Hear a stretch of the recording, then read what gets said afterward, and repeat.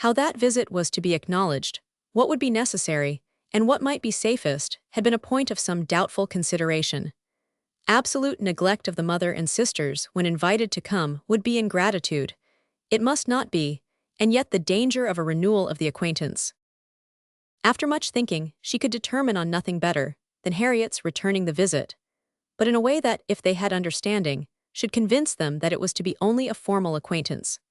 She meant to take her in the carriage, leave her at the Abbey Mill, while she drove a little farther, and call for her again so soon as to allow no time for insidious applications or dangerous recurrences to the past, and give the most decided proof of what degree of intimacy was chosen for the future. She could think of nothing better, and though there was something in it which her own heart could not approve, something of ingratitude merely glossed over, it must be done, or what would become of Harriet? Chapter 5. Small heart had Harriet for visiting. Only half an hour before her friend called for her at Mrs. Goddard's, her evil stars had led her to the very spot where, at that moment, a trunk, directed to the Rev. Philip Elton, White Hart, Bath, was to be seen under the operation of being lifted into the butcher's cart, which was to convey it to where the coaches passed. And everything in this world, excepting that trunk and the direction, was consequently a blank. She went, however, and when they reached the farm, and she was to be put down, at the end of the broad, neat gravel walk, which led between espalier apple trees to the front door, the sight of everything which had given her so much pleasure the autumn before was beginning to revive a little local agitation, and when they parted, Emma observed her to be looking around with a sort of fearful curiosity, which determined her not to allow the visit to exceed the proposed quarter of an hour. She went on herself, to give that portion of time to an old servant who was married, and settled in Donwell. The quarter of an hour brought her punctually to the White Gate again, and Miss Smith, receiving her summons, was with her without delay, and unattended by any alarming young man. She came solitarily down the gravel walk, a Miss Martin just appearing at the door, and parting with her seemingly with ceremonious civility. Harriet could not very soon give an intelligible account. She was feeling too much, but at last Emma collected from her enough to understand the sort of meeting, and the sort of pain it was creating.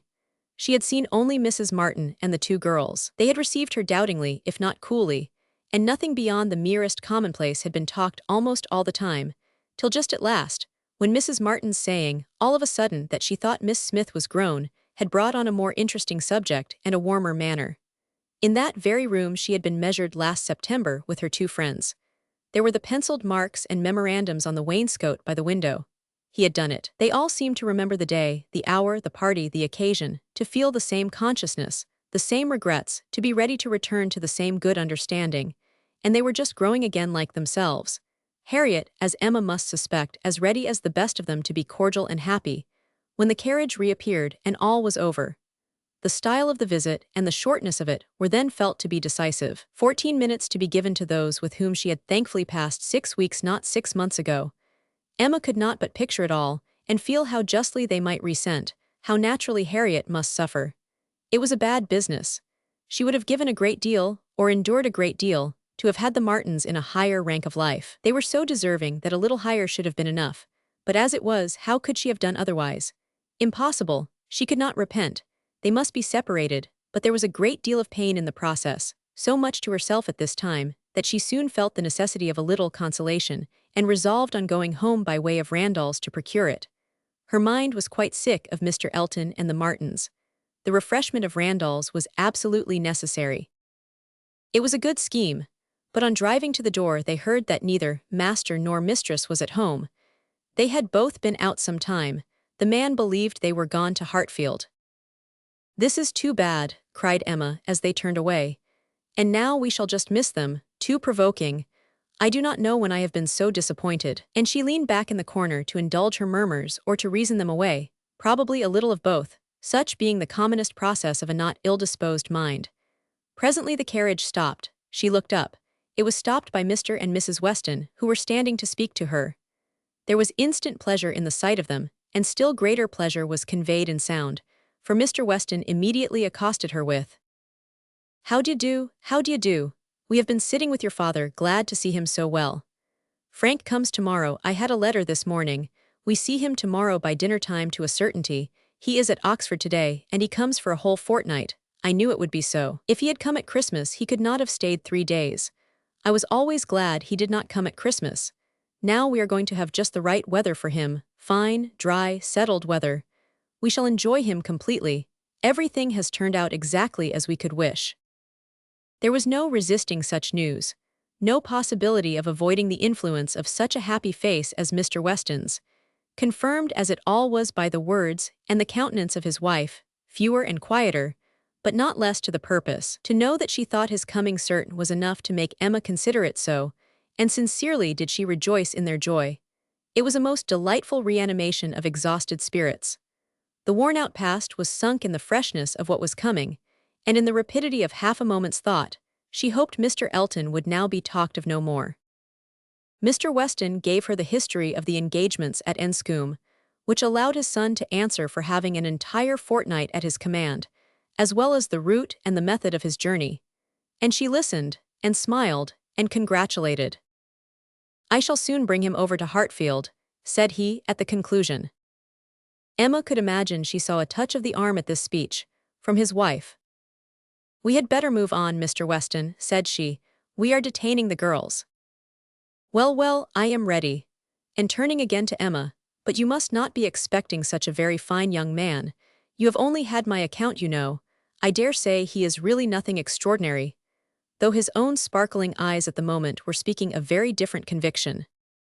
Emma could look perfectly unconscious and innocent, and answer in a manner that appropriated nothing. "Think of me tomorrow, my dear Emma, about 4 o'clock," was Mrs. Weston's parting injunction, spoken with some anxiety and meant only for her. "4 o'clock, depend upon it he will be here by 3, was Mr. Weston's quick amendment, and so ended a most satisfactory meeting. Emma's spirits were mounted quite up to happiness. Everything wore a different air. James and his horses seemed not half so sluggish as before. When she looked at the hedges, she thought the elder at least must soon be coming out, and when she turned round to Harriet, she saw something like a look of spring, a tender smile even there. Will Mr. Frank Churchill pass through Bath as well as Oxford? Was a question, however, which did not augur much. But neither geography nor tranquility could come all at once, and Emma was now in a humor to resolve that they should both come in time. The morning of the interesting day arrived, and Mrs. Weston's faithful pupil did not forget either at 10, or 11, or 12 o'clock, that she was to think of her at 4. "My dear, dear anxious friend," said she, in mental soliloquy, while walking downstairs from her own room, "always over-careful for everybody's comfort but your own. I see you now in all your little fidgets, going again and again into his room, to be sure that all is right." The clock struck 12 as she passed through the hall. "'Tis 12, I shall not forget to think of you 4 hours hence, and by this time tomorrow perhaps, or a little later, I may be thinking of the possibility of their all calling here. I am sure they will bring him soon."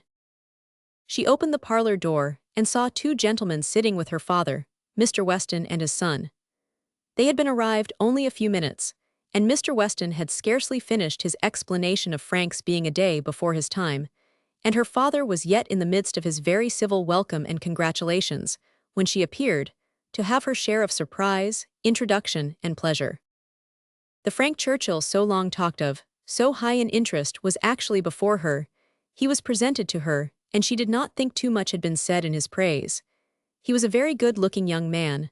Height, air, address, all were unexceptionable, and his countenance had a great deal of the spirit and liveliness of his father's. He looked quick and sensible. She felt immediately that she should like him, and there was a well-bred ease of manner and a readiness to talk, which convinced her that he came intending to be acquainted with her, and that acquainted they soon must be. He had reached Randalls the evening before. She was pleased with the eagerness to arrive which had made him alter his plan, and travel earlier, later, and quicker, that he might gain half a day. "I told you yesterday," cried Mr. Weston with exultation, "I told you all that he would be here before the time named. I remembered what I used to do myself. One cannot creep upon a journey, one cannot help getting on faster than one has planned, and the pleasure of coming in upon one's friends before the lookout begins is worth a great deal more than any little exertion it needs." "It is a great pleasure where one can indulge in it," said the young man, "though there are not many houses that I should presume on so far, but in coming home I felt I might do anything." The word home made his father look on him with fresh complacency. Emma was directly sure that he knew how to make himself agreeable. The conviction was strengthened by what followed. He was very much pleased with Randall's, thought it a most admirably arranged house, would hardly allow it even to be very small, admired the situation, the walk to Highbury itself, Hartfield still more, and professed himself to have always felt the sort of interest in the country which none but one's own country gives, and the greatest curiosity to visit it. That he should never have been able to indulge so amiable a feeling before passed suspiciously through Emma's brain. But still, if it were a falsehood, it was a pleasant one, and pleasantly handled. His manner had no air of study or exaggeration. He did really look and speak as if in a state of no common enjoyment. Their subjects in general were such as belonged to an opening acquaintance. On his side were the inquiries: was she a horsewoman? Pleasant rides, pleasant walks, had they a large neighborhood? Highbury perhaps afforded society enough. There were several very pretty houses in and about it. Balls, had they balls? Was it a musical society? But when satisfied on all these points, and their acquaintance proportionably advanced, he contrived to find an opportunity, while their two fathers were engaged with each other, of introducing his mother-in-law, and speaking of her with so much handsome praise, so much warm admiration, so much gratitude for the happiness she secured to his father, and her very kind reception of himself, as was an additional proof of his knowing how to please, and of his certainly thinking it worth while to try to please her. He did not advance a word of praise beyond what she knew to be thoroughly deserved by Mrs. Weston, but undoubtedly he could know very little of the matter. He understood what would be welcome, he could be sure of little else. His father's marriage, he said, had been the wisest measure, every friend must rejoice in it, and the family from whom he had received such a blessing must be ever considered as having conferred the highest obligation on him. He got as near as he could to thanking her for Miss Taylor's merits, without seeming quite to forget that in the common course of things, it was to be rather supposed that Miss Taylor had formed Miss Woodhouse's character, than Miss Woodhouse Miss Taylor's. And at last, as if resolved to qualify his opinion completely for travelling round to its object, he wound it all up with astonishment at the youth and beauty of her person. Elegant, agreeable manners, I was prepared for, said he, but I confess that, considering everything, I had not expected more than a very tolerably well-looking woman of a certain age. I did not know that I was to find a pretty young woman in Mrs. Weston. You cannot see too much perfection in Mrs. Weston for my feelings, said Emma. Were you to guess her to be 18, I should listen with pleasure, but she would be ready to quarrel with you for using such words. Don't let her imagine that you have spoken of her as a pretty young woman. I hope I should know better, he replied. No, depend upon it, with a gallant bow, that in addressing Mrs. Weston I should understand whom I might praise without any danger of being thought extravagant in my terms. Emma wondered whether the same suspicion of what might be expected from their knowing each other, which had taken strong possession of her mind, had ever crossed his, and whether his compliments were to be considered as marks of acquiescence or proofs of defiance. She must see more of him to understand his ways. At present, she only felt they were agreeable. She had no doubt of what Mr. Weston was often thinking about. His quick eye she detected again and again glancing towards them with a happy expression, and even, when he might have determined not to look, she was confident that he was often listening. Her own father's perfect exemption from any thought of the kind, the entire deficiency in him of all such sort of penetration or suspicion, was a most comfortable circumstance. Happily, he was not farther from approving matrimony than from foreseeing it. Though always objecting to every marriage that was arranged, he never suffered beforehand from the apprehension of any. It seemed as if he could not think so ill of any two persons, understanding as to suppose they meant to marry till it were proved against them. She blessed the favoring blindness. He could now, without the drawback of a single unpleasant surmise, without a glance forward at any possible treachery in his guest, give way to all his natural kind-hearted civility in solicitous inquiries after Mr. Frank Churchill's accommodation on his journey, through the sad evils of sleeping 2 nights on the road, and express very genuine unmixed anxiety to know that he had certainly escaped catching cold, which, however, he could not allow him to feel quite assured of himself till after another night. A reasonable visit paid, Mr. Weston began to move. He must be going. He had business at the Crown about his hay, and a great many errands for Mrs. Weston at Ford S., but he need not hurry anybody else. His son, too well bred to hear the hint, rose immediately also, saying, "As you are going farther on business, sir, I will take the opportunity of paying a visit, which must be paid some day or other, and therefore may as well be paid now. I have the honor of being acquainted with a neighbor of yours," turning to Emma, "a lady residing in or near Highbury, a family of the name of Fairfax. I shall have no difficulty, I suppose, in finding the house, though Fairfax, I believe, is not the proper name. I should rather say Barnes or Bates. Do you know any family of that name?" "To be sure we do," cried his father. "Mrs. Bates, we passed her house. I saw Miss Bates at the window." "True, true, you are acquainted with Miss Fairfax. I remember you knew her at Weymouth, and a fine girl she is. Call upon her by all means." "There is no necessity for my calling this morning," said the young man. "Another day would do as well, but there was that degree of acquaintance at Weymouth which—" "Oh, go today, do not defer it. What is right to be done cannot be done too soon.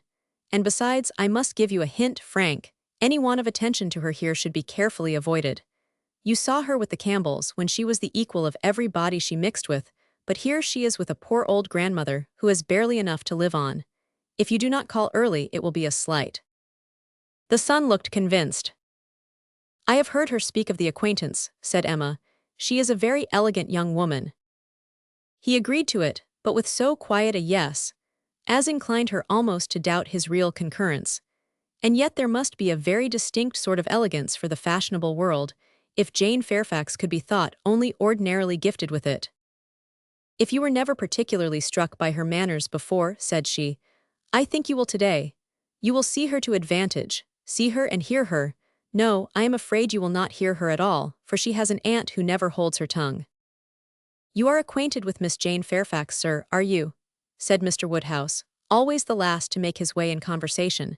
"Then give me leave to assure you that you will find her a very agreeable young lady. She is staying here on a visit to her grandmamma and aunt, very worthy people. I have known them all my life.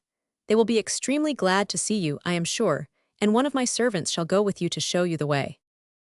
"My dear sir, upon no account in the world. My father can direct me." "But your father is not going so far. He is only going to the Crown, quite on the other side of the street, and there are a great many houses. You might be very much at a loss, and it is a very dirty walk, unless you keep on the footpath, but my coachman can tell you where you had best cross the street." Mr. Frank Churchill still declined it, looking as serious as he could, and his father gave his hearty support by calling out, "My good friend, this is quite unnecessary.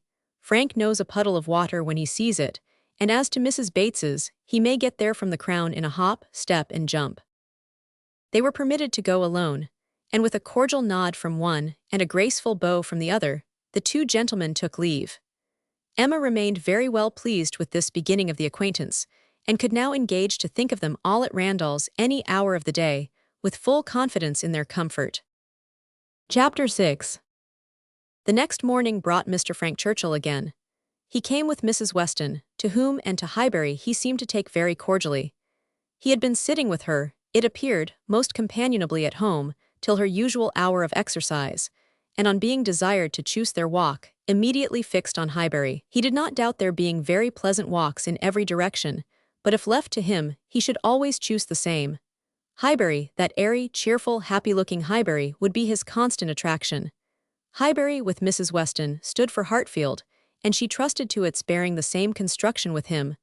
They walked thither directly. Emma had hardly expected them. For Mr. Weston, who had called in for half a minute, in order to hear that his son was very handsome, knew nothing of their plans, and it was an agreeable surprise to her, therefore, to perceive them walking up to the house together, arm in arm. She was wanting to see him again, and especially to see him in company with Mrs. Weston, upon his behavior to whom her opinion of him was to depend. If he were deficient there, nothing should make amends for it. But on seeing them together, she became perfectly satisfied. It was not merely in fine words or hyperbolical compliment that he paid his duty. Nothing could be more proper or pleasing than his whole manner to her. Nothing could more agreeably denote his wish of considering her as a friend and securing her affection. And there was time enough for Emma to form a reasonable judgment, as their visit included all the rest of the morning. They were all three walking about together for an hour or two, first round the shrubberies of Hartfield, and afterwards in Highbury. He was delighted with everything, admired Hartfield sufficiently for Mr. Woodhouse's ear, and when their going farther was resolved on, confessed his wish to be made acquainted with the whole village, and found matter of commendation and interest much oftener than Emma could have supposed. Some of the objects of his curiosity spoke very amiable feelings. He begged to be shewn the house which his father had lived in so long, and which had been the home of his father's father, and on recollecting that an old woman who had nursed him was still living, walked in quest of her cottage from one end of the street to the other. And though in some points of pursuit or observation there was no positive merit, they showed, altogether, a goodwill towards Highbury in general, which must be very like a merit to those he was with. Emma watched and decided that with such feelings as were now shewn, it could not be fairly supposed that he had been ever voluntarily absenting himself, that he had not been acting a part, or making a parade of insincere professions, and that Mr. Knightley certainly had not done him justice. Their first pause was at the Crown Inn, an inconsiderable house, though the principal one of the sort, where a couple of pair of post-horses were kept, more for the convenience of the neighborhood than from any run on the road, and his companions had not expected to be detained by any interest excited there, but in passing it they gave the history of the large room visibly added. It had been built many years ago for a ballroom, and while the neighborhood had been in a particularly populous, dancing state, had been occasionally used as such. But such brilliant days had long passed away, and now the highest purpose for which it was ever wanted was to accommodate a whist club established among the gentlemen and half-gentlemen of the place. He was immediately interested. Its character as a ballroom caught him, and instead of passing on, he stopped for several minutes at the two superior sashed windows which were open, to look in and contemplate its capabilities, and lament that its original purpose should have ceased. He saw no fault in the room, he would acknowledge none which they suggested. No, it was long enough, broad enough, handsome enough. It would hold the very number for comfort. They ought to have balls there at least every fortnight through the winter. Why had not Miss Woodhouse revived the former good old days of the room? She who could do anything in Highbury. The want of proper families in the place, and the conviction that none beyond the place and its immediate environs could be tempted to attend, were mentioned. But he was not satisfied. He could not be persuaded that so many good-looking houses as he saw around him could not furnish numbers enough for such a meeting. And even when particulars were given and families described, he was still unwilling to admit that the inconvenience of such a mixture would be anything, or that there would be the smallest difficulty in everybody's returning into their proper place the next morning. He argued like a young man very much bent on dancing, and Emma was rather surprised to see the constitution of the Weston prevail so decidedly against the habits of the Churchills. He seemed to have all the life and spirit, cheerful feelings, and social inclinations of his father, and nothing of the pride or reserve of Enscombe. Of pride, indeed, there was, perhaps, scarcely enough. His indifference to a confusion of rank bordered too much on an elegance of mind. He could be no judge, however, of the evil he was holding cheap. It was but an effusion of lively spirits. At last he was persuaded to move on from the front of the Crown, and being now almost facing the house where the Bateses lodged, Emma recollected his intended visit the day before, and asked him if he had paid it. Yes, oh yes, he replied. I was just going to mention it. A very successful visit. I saw all the three ladies, and felt very much obliged to you for your preparatory hint. If the talking aunt had taken me quite by surprise, it must have been the death of me. As it was, I was only betrayed into paying a most unreasonable visit. 10 minutes would have been all that was necessary, perhaps all that was proper, and I had told my father I should certainly be at home before him. But there was no getting away, no pause, and to my utter astonishment I found, when he, finding me nowhere else, joined me there at last, that I had been actually sitting with them very nearly 3/4 of an hour. The good lady had not given me the possibility of escape before. And how did you think Miss Fairfax looking?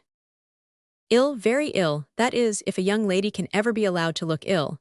But the expression is hardly admissible, Mrs. Weston, is it? Ladies can never look ill. And seriously, Miss Fairfax is naturally so pale, as almost always to give the appearance of ill health. A most deplorable want of complexion. Emma would not agree to this, and began a warm defense of Miss Fairfax's complexion. It was certainly never brilliant, but she would not allow it to have a sickly hue in general, and there was a softness and delicacy in her skin which gave peculiar elegance to the character of her face. He listened with all due deference, acknowledged that he had heard many people say the same, But yet he must confess that to him nothing could make amends for the want of the fine glow of health.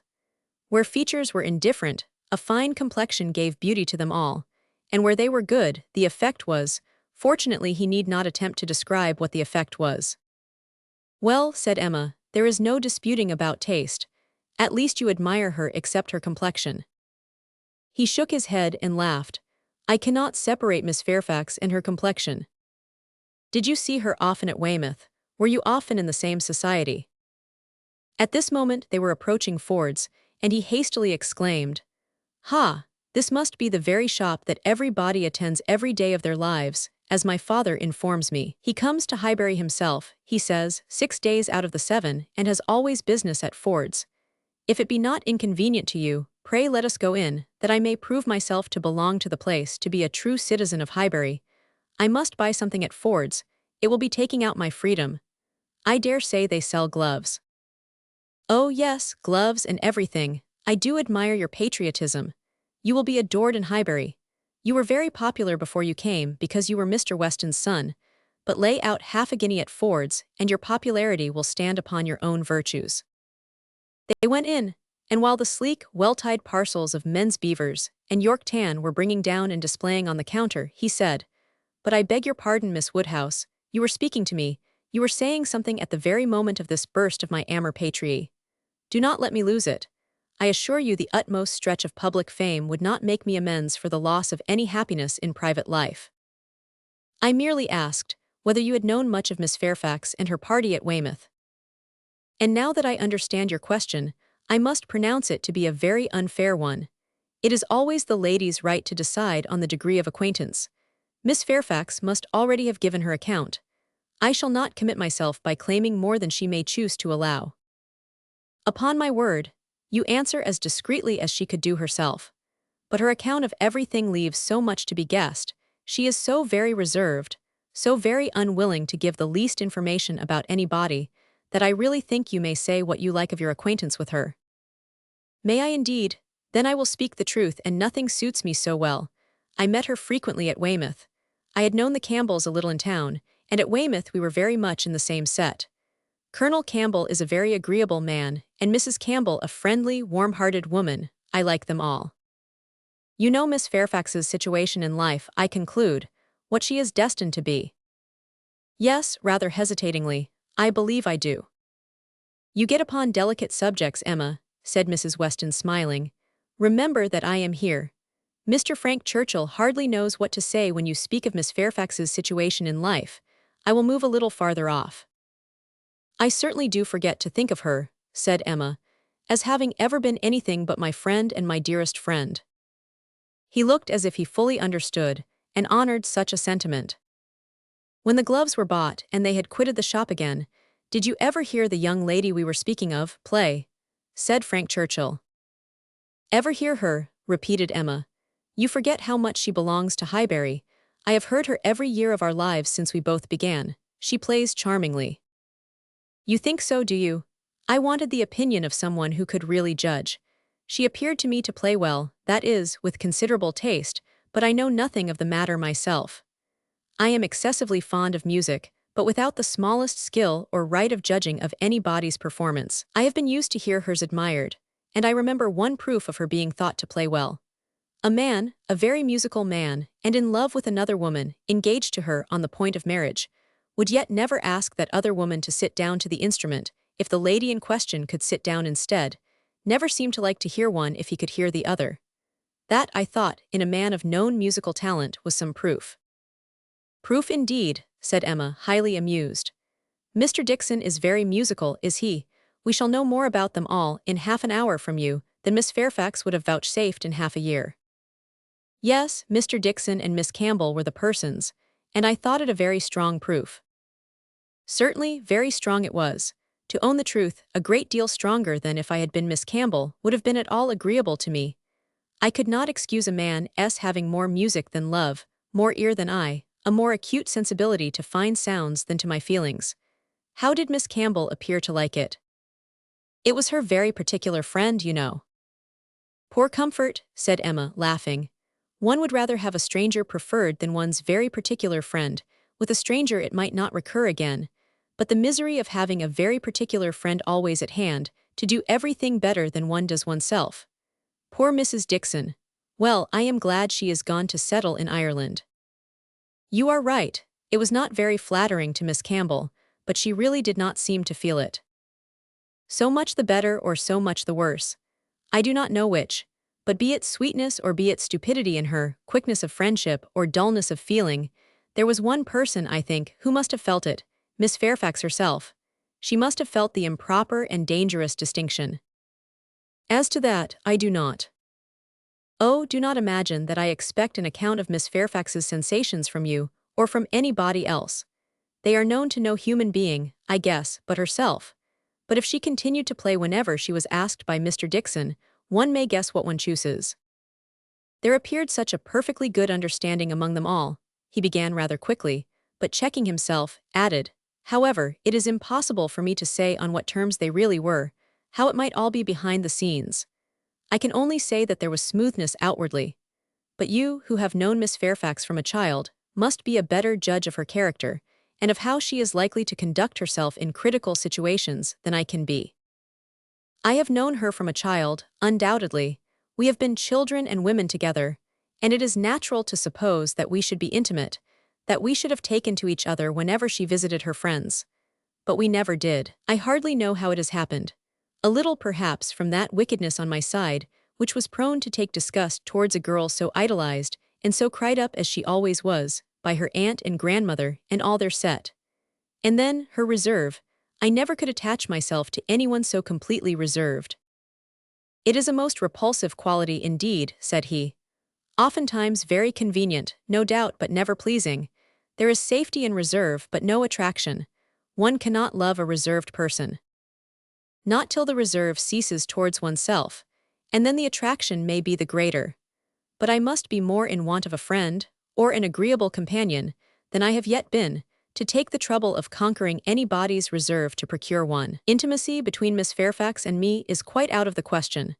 I have no reason to think ill of her, not the least, except that such extreme and perpetual cautiousness of word and manner, such a dread of giving a distinct idea about anybody, is apt to suggest suspicions of there being something to conceal.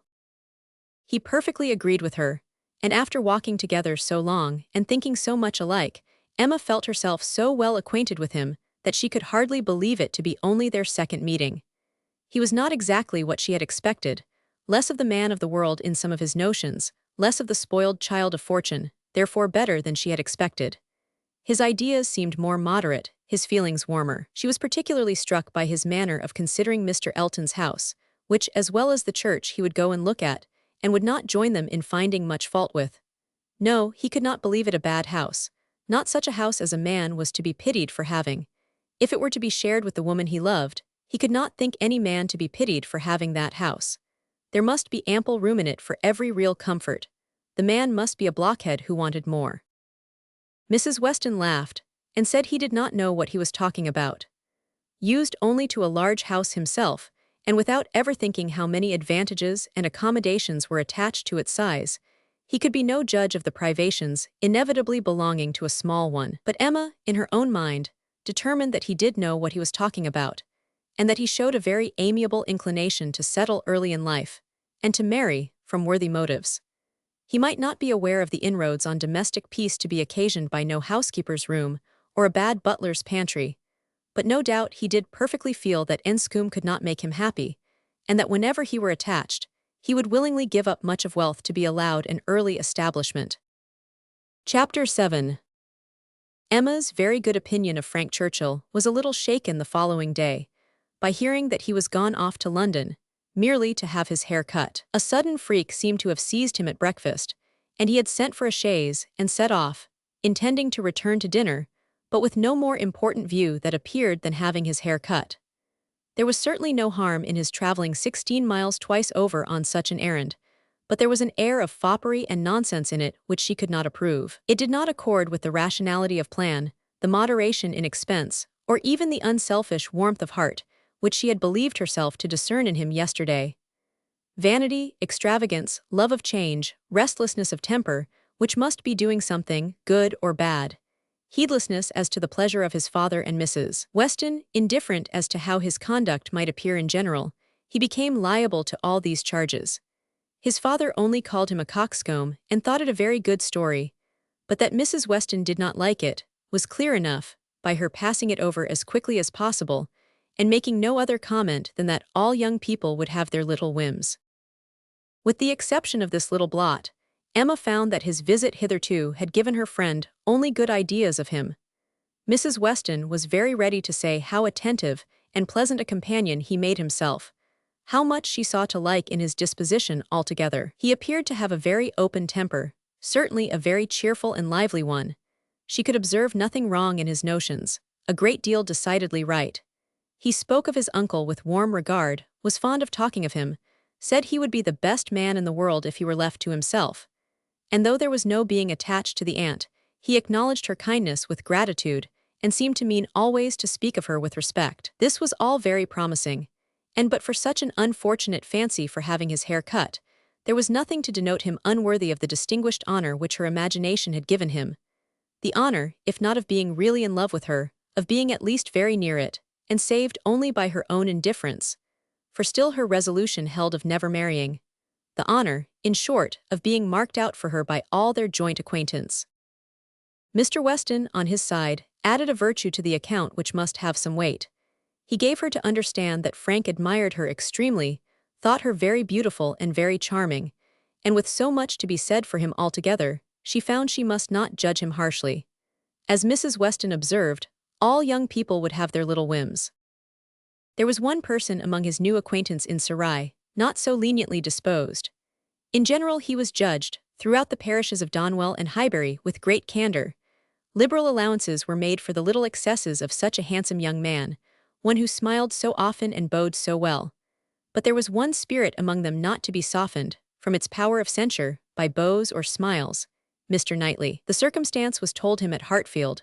For the moment he was silent, but Emma heard him almost immediately afterwards say to himself, over a newspaper he held in his hand, just the trifling, silly fellow I took him for. She had half a mind to resent, but an instant's observation convinced her that it was really said only to relieve his own feelings, and not meant to provoke, and therefore she let it pass. Although in one instance the bearers of not good tidings, Mr. and Mrs. Weston's visit this morning was in another respect particularly opportune. Something occurred while they were at Hartfield, to make Emma want their advice, and, which was still more lucky, she wanted exactly the advice they gave. This was the occurrence. The Coles had been settled some years in Highbury, and were very good sort of people, friendly, liberal, and unpretending, but, on the other hand, they were of low origin, in trade, and only moderately genteel. On their first coming into the country, they had lived in proportion to their income, quietly, keeping little company, and that little unexpensively. But the last year or two had brought them a considerable increase of means. The house in town had yielded greater profits, and fortune in general had smiled on them. With their wealth, their views increased, their want of a larger house, their inclination for more company. They added to their house, to their number of servants, to their expenses of every sort, and by this time were, in fortune and style of living, second only to the family at Hartfield. Their love of society and their new dining room prepared everybody for their keeping dinner company, and a few parties, chiefly among the single men, had already taken place. The regular and best families Emma could hardly suppose they would presume to invite, neither Donwell, nor Hartfield, nor Randalls. Nothing should tempt her to go, if they did, and she regretted that her father's known habits would be giving her refusal less meaning than she could wish. The Coles were very respectable in their way, but they ought to be taught that it was not for them to arrange the terms on which the superior families would visit them. This lesson, she very much feared, they would receive only from herself. She had little hope of Mr. Knightley, none of Mr. Weston. But she had made up her mind how to meet this presumption so many weeks before it appeared, that when the insult came at last, it found her very differently affected. Donwell and Randalls had received their invitation, and none had come for her father and herself, and Mrs. Weston's accounting for it with, "I suppose they will not take the liberty with you, they know you do not dine out," was not quite sufficient. She felt that she should like to have had the power of refusal, and afterwards, as the idea of the party to be assembled there, consisting precisely of those whose society was dearest to her, occurred again and again, She did not know that she might not have been tempted to accept. Harriet was to be there in the evening, and the Bateses. They had been speaking of it as they walked about Highbury the day before, and Frank Churchill had most earnestly lamented her absence. Might not the evening end in a dance? Had been a question of his. The bare possibility of it acted as a farther irritation on her spirits, and her being left in solitary grandeur, even supposing the omission to be intended as a compliment, was but poor comfort. It was the arrival of this very invitation while the Westons were at Hartfield, which made their presence so acceptable, for though her first remark, on reading it, was that, of course it must be declined, she so very soon proceeded to ask them what they advised her to do, that their advice for her going was most prompt and successful. She owned that, considering everything, she was not absolutely without inclination for the party. The Coles expressed themselves so properly, there was so much real attention in the manner of it, so much consideration for her father.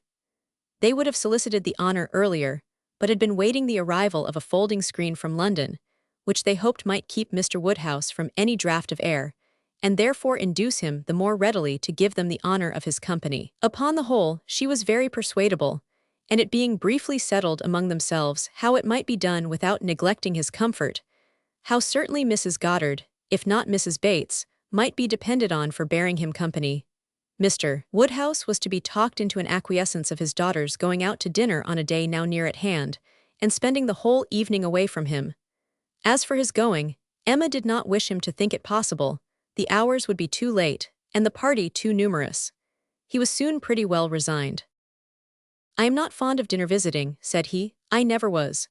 No more is Emma. Late hours do not agree with us. I am sorry Mr. and Mrs. Cole should have done it. I think it would be much better if they would come in one afternoon next summer and take their tea with us, take us in their afternoon walk, which they might do, as our hours are so reasonable, and yet get home without being out in the damp of the evening. The dews of a summer evening are what I would not expose any body to. However, as they are so very desirous to have dear Emma dine with them, and as you will both be there, and Mr. Knightley too, to take care of her, I cannot wish to prevent it, provided the weather be what it ought, neither damp, nor cold, nor windy." Then turning to Mrs. Weston, with a look of gentle reproach, "Ah, Miss Taylor, if you had not married, you would have stayed at home with me." "Well, sir," cried Mr. Weston, "as I took Miss Taylor away, it is incumbent on me to supply her place if I can, and I will step to Mrs. Goddard in a moment if you wish it." But the idea of anything to be done in a moment was increasing, not lessening, Mr. Woodhouse's agitation. The ladies knew better how to allay it. Mr. Weston must be quiet, and everything deliberately arranged. With this treatment, Mr. Woodhouse was soon composed enough for talking as usual. He should be happy to see Mrs. Goddard. He had a great regard for Mrs. Goddard, and Emma should write a line and invite her. James could take the note. But first of all, there must be an answer written to Mrs. Cole. "You will make my excuses, my dear, as civilly as possible. You will say that I am quite an invalid, and go nowhere, and therefore must decline their obliging invitation, beginning with my compliments, of course. But you will do everything right. I need not tell you what is to be done. We must remember to let James know that the carriage will be wanted on Tuesday. I shall have no fears for you with him. We have never been there above once since the new approach was made, but still I have no doubt that James will take you very safely. And when you get there, you must tell him at what time you would have him come for you again, and you had better name an early hour. You will not like staying late. You will get very tired when tea is over." "But you would not wish me to come away before I am tired, Papa?" "Oh no, my love, but you will soon be tired. There will be a great many people talking at once. You will not like the noise." "But my dear sir," cried Mr. Weston, "if Emma comes away early, it will be breaking up the party." "And no great harm if it does," said Mr. Woodhouse. "The sooner every party breaks up the better." "But you do not consider how it may appear to the Coles. Emma's going away directly after tea might be giving offense. They are good-natured people, and think little of their own claims. But still they must feel that anybody's hurrying away is no great compliment, and Miss Woodhouse's doing it would be more thought of than any other person else in the room. You would not wish to disappoint and mortify the Coles, I am sure, sir. Friendly, good sort of people as ever lived, and who have been your neighbors these 10 years. "No, upon no account in the world, Mr. Weston. I am much obliged to you for reminding me. I should be extremely sorry to be giving them any pain. I know what worthy people they are. Perry tells me that Mr. Cole never touches malt liquor. You would not think it to look at him, but he is bilious, Mr. Cole is very bilious. No, I would not be the means of giving them any pain. My dear Emma, we must consider this. I am sure, rather than run the risk of hurting Mr. and Mrs. Cole, you would stay a little longer than you might wish. You will not regard being tired. You will be perfectly safe, you know, among your friends. Yes, Papa, I have no fears at all for myself, and I should have no scruples of staying as late as Mrs. Weston, but on your account. I am only afraid of your sitting up for me. I am not afraid of your not being exceedingly comfortable with Mrs. Goddard. She loves piquet, you know, but when she is gone home, I am afraid you will be sitting up by yourself, instead of going to bed at your usual time, and the idea of that would entirely destroy my comfort. You must promise me not to sit up. He did, on the condition of some promises on her side, such as that, if she came home cold, she would be sure to warm herself thoroughly, if hungry, that she would take something to eat, that her own maid should sit up for her, and that Searle and the butler should see that everything were safe in the house, as usual. Chapter 8. Frank Churchill came back again, and if he kept his father's dinner waiting, it was not known at Hartfield, for Mrs. Weston was too anxious for his being a favorite with Mr. Woodhouse to betray any imperfection which could be concealed. He came back, had had his hair cut, and laughed at himself with a very good grace, but without seeming really at all ashamed of what he had done. He had no reason to wish his hair longer, to conceal any confusion of face, no reason to wish the money unspent, to improve his spirits. He was quite as undaunted and as lively as ever, and after seeing him, Emma thus moralized to herself. I do not know whether it ought to be so, but certainly silly things do cease to be silly if they are done by sensible people in an impudent way. Wickedness is always wickedness, but folly is not always folly. It depends upon the character of those who handle it. Mr. Knightley, he is not a trifling, silly young man. If he were, he would have done this differently. He would either have gloried in the achievement, or been ashamed of it. There would have been either the ostentation of a coxcomb, or the evasions of a mind too weak to defend its own vanities. No, I am perfectly sure that he is not trifling or silly. With Tuesday came the agreeable prospect of seeing him again, and for a longer time than hitherto, of judging of his general manners, and by inference, of the meaning of his manners towards herself, of guessing how soon it might be necessary for her to throw coldness into her air, and of fancying what the observations of all those might be, who were now seeing them together for the first time. She meant to be very happy, in spite of the scene being laid at Mr. Cole's, and without being able to forget that among the failings of Mr. Elton, even in the days of his favor, none had disturbed her more than his propensity to dine with Mr. Cole. Her father's comfort was amply secured, Mrs. Bates as well as Mrs. Goddard being able to come, and her last pleasing duty, before she left the house, was to pay her respects to them as they sat together after dinner.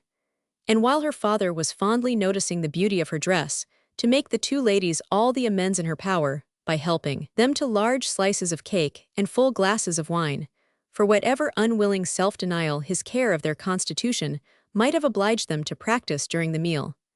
She had provided a plentiful dinner for them. She wished she could know that they had been allowed to eat it. She followed another carriage to Mr. Cole's door, and was pleased to see that it was Mr. Knightley's, for Mr. Knightley, keeping no horses, having little spare money and a great deal of health, activity, and independence, was too apt, in Emma's opinion, to get about as he could, and not use his carriage so often as became the owner of Donwell Abbey. She had an opportunity now of speaking her approbation while warm from her heart, for he stopped to hand her out. "This is coming as you should do," said she, "like a gentleman. I am quite glad to see you." He thanked her, observing, "How lucky that we should arrive at the same moment. For if we had met first in the drawing-room, I doubt whether you would have discerned me to be more of a gentleman than usual. You might not have distinguished how I came, by my look or manner." "Yes, I should, I am sure I should. There is always a look of consciousness or bustle when people come in a way which they know to be beneath them. You think you carry it off very well, I dare say, but with you it is a sort of bravado, an air of affected unconcern. I always observe it whenever I meet you under those circumstances. Now you have nothing to try for. You are not afraid of being supposed ashamed. You are not striving to look taller than anybody else. Now I shall really be very happy to walk into the same room with you." "Nonsensical girl," was his reply, but not at all in anger. Emma had as much reason to be satisfied with the rest of the party as with Mr. Knightley. She was received with a cordial respect which could not but please, and given all the consequence she could wish for. When the Westons arrived, the kindest looks of love, the strongest of admiration were for her, from both husband and wife. The son approached her with a cheerful eagerness which marked her as his peculiar object, and at dinner she found him seated by her, and, as she firmly believed, not without some dexterity on his side. The party was rather large, as it included one other family, a proper unobjectionable country family, whom the Coles had the advantage of naming among their acquaintance, and the male part of Mr. Cox's family, the lawyer of Highbury. The less worthy females were to come in the evening, with Miss Bates, Miss Fairfax, and Miss Smith. But already at dinner, they were too numerous for any subject of conversation to be general, and while politics and Mr. Elton were talked over, Emma could fairly surrender all her attention to the pleasantness of her neighbor. The first remote sound to which she felt herself obliged to attend was the name of Jane Fairfax. Mrs. Cole seemed to be relating something of her that was expected to be very interesting. She listened, and found it well worth listening to. That very dear part of Emma, her fancy, received an amusing supply. Mrs. Cole was telling that she had been calling on Miss Bates, and as soon as she entered the room had been struck by the sight of a pianoforte, a very elegant-looking instrument, not a grand but a large-sized square pianoforte. And the substance of the story, the end of all the dialogue which ensued of surprise, and inquiry, and congratulations on her side, and explanations on Miss Bates's, was that this pianoforte had arrived from Broadwood's the day before, to the great astonishment of both aunt and niece, entirely unexpected. That at first, by Miss Bates's account, Jane herself was quite at a loss, quite bewildered to think who could possibly have ordered it. But now, they were both perfectly satisfied that it could be from only one quarter. Of course it must be from Colonel Campbell. One can suppose nothing else, added Mrs. Cole, and I was only surprised that there could ever have been a doubt. But Jane, it seems, had a letter from them very lately, and not a word was said about it. She knows their ways best, but I should not consider their silence as any reason for their not meaning to make the present. They might choose to surprise her. Mrs. Cole had many to agree with her. Everybody who spoke on the subject was equally convinced that it must come from Colonel Campbell, and equally rejoiced that such a present had been made. And there were enough ready to speak to allow Emma to think her own way, and still listen to Mrs. Cole. I declare, I do not know when I have heard anything that has given me more satisfaction. It always has quite hurt me that Jane Fairfax, who plays so delightfully, should not have an instrument. It seemed quite a shame, especially considering how many houses there are where fine instruments are absolutely thrown away. This is like giving ourselves a slap, to be sure. And it was but yesterday I was telling Mr. Cole I really was ashamed to look at our new grand pianoforte in the drawing-room, while I do not know one note from another, and our little girls, who are but just beginning, perhaps may never make anything of it. And there is poor Jane Fairfax, who is mistress of music, has not anything of the nature of an instrument, not even the pitifullest old spinet in the world, to amuse herself with. I was saying this to Mr. Cole but yesterday, and he quite agreed with me, only he is so particularly fond of music that he could not help indulging himself in the purchase, hoping that some of our good neighbors might be so obliging occasionally to put it to a better use than we can, and that really is the reason why the instrument was bought, or else I am sure we ought to be ashamed of it. We are in great hopes that Miss Woodhouse may be prevailed with to try it this evening. Miss Woodhouse made the proper acquiescence, and finding that nothing more was to be entrapped from any communication of Mrs. Cole's, turned to Frank Churchill. "Why do you smile?" said she. "Nay, why do you?" "Me, I suppose I smile for pleasure at Colonel Campbell's being so rich and so liberal. It is a handsome present." "Very. I rather wonder that it was never made before. Perhaps Miss Fairfax has never been staying here so long before. Or that he did not give her the use of their own instrument, which must now be shut up in London, untouched by anybody. That is a grand pianoforte, and he might think it too large for Mrs. Bates's house. You may say what you choose, but your countenance testifies that your thoughts on this subject are very much like mine. I do not know. I rather believe you are giving me more credit for acuteness than I deserve. I smile because you smile, and shall probably suspect whatever I find you suspect, but at present I do not see what there is to question. If Colonel Campbell is not the person, who can be? What do you say to Mrs. Dixon? Mrs. Dixon, very true indeed. I had not thought of Mrs. Dixon. She must know as well as her father how acceptable an instrument would be, and perhaps the mode of it, the mystery, the surprise, is more like a young woman's scheme than an elderly man's. It is Mrs. Dixon, I dare say. I told you that your suspicions would guide mine. If so, you must extend your suspicions, and comprehend Mr. Dixon in them. Mr. Dixon, very well. Yes, I immediately perceive that it must be the joint present of Mr. and Mrs. Dixon. We were speaking the other day, you know, of his being so warm an admirer of her performance. Yes, and what you told me on that head confirmed an idea which I had entertained before.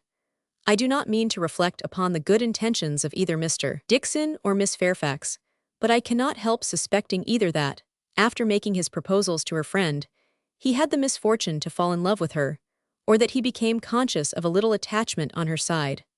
One might guess 20 things without guessing exactly the right, but I am sure there must be a particular cause for her choosing to come to Highbury instead of going with the Campbells to Ireland. Here she must be leading a life of privation and penance. There it would have been all enjoyment. As to the pretense of trying her native air, I look upon that as a mere excuse. In the summer it might have passed, but what can anybody's native air do for them in the months of January, February, and March? Good fires and carriages would be much more to the purpose in most cases of delicate health, and I dare say in hers. I do not require you to adopt all my suspicions, though you make so noble a profession of doing it, but I honestly tell you what they are. And upon my word, they have an air of great probability. Mr. Dixon's preference of her music to her friend S. I can answer for being very decided. And then he saved her life. Did you ever hear of that? A water party, and by some accident she was falling overboard. He caught her. He did. I was there, one of the party. Were you really? Well, but you observed nothing, of course, for it seems to be a new idea to you. If I had been there, I think I should have made some discoveries. I dare say you would, but I saw nothing but the fact that Miss Fairfax was nearly dashed from the vessel and that Mr. Dixon caught her. It was the work of a moment, and though the consequent shock and alarm was very great and much more durable, indeed I believe it was half an hour before any of us were comfortable again, yet that was too general a sensation for anything of peculiar anxiety to be observable. I do not mean to say, however, that you might not have made discoveries. The conversation was here interrupted. They were called on to share in the awkwardness of a rather long interval between the courses, and obliged to be as formal and as orderly as the others. But when the table was again safely covered, when every corner dish was placed exactly right, and occupation and ease were generally restored, Emma said, "The arrival of this pianoforte is decisive with me. I wanted to know a little more, and this tells me quite enough. Depend upon it, we shall soon hear that it is a present from Mr. and Mrs. Dixon. And if the Dixons should absolutely deny all knowledge of it, we must conclude it to come from the Campbells."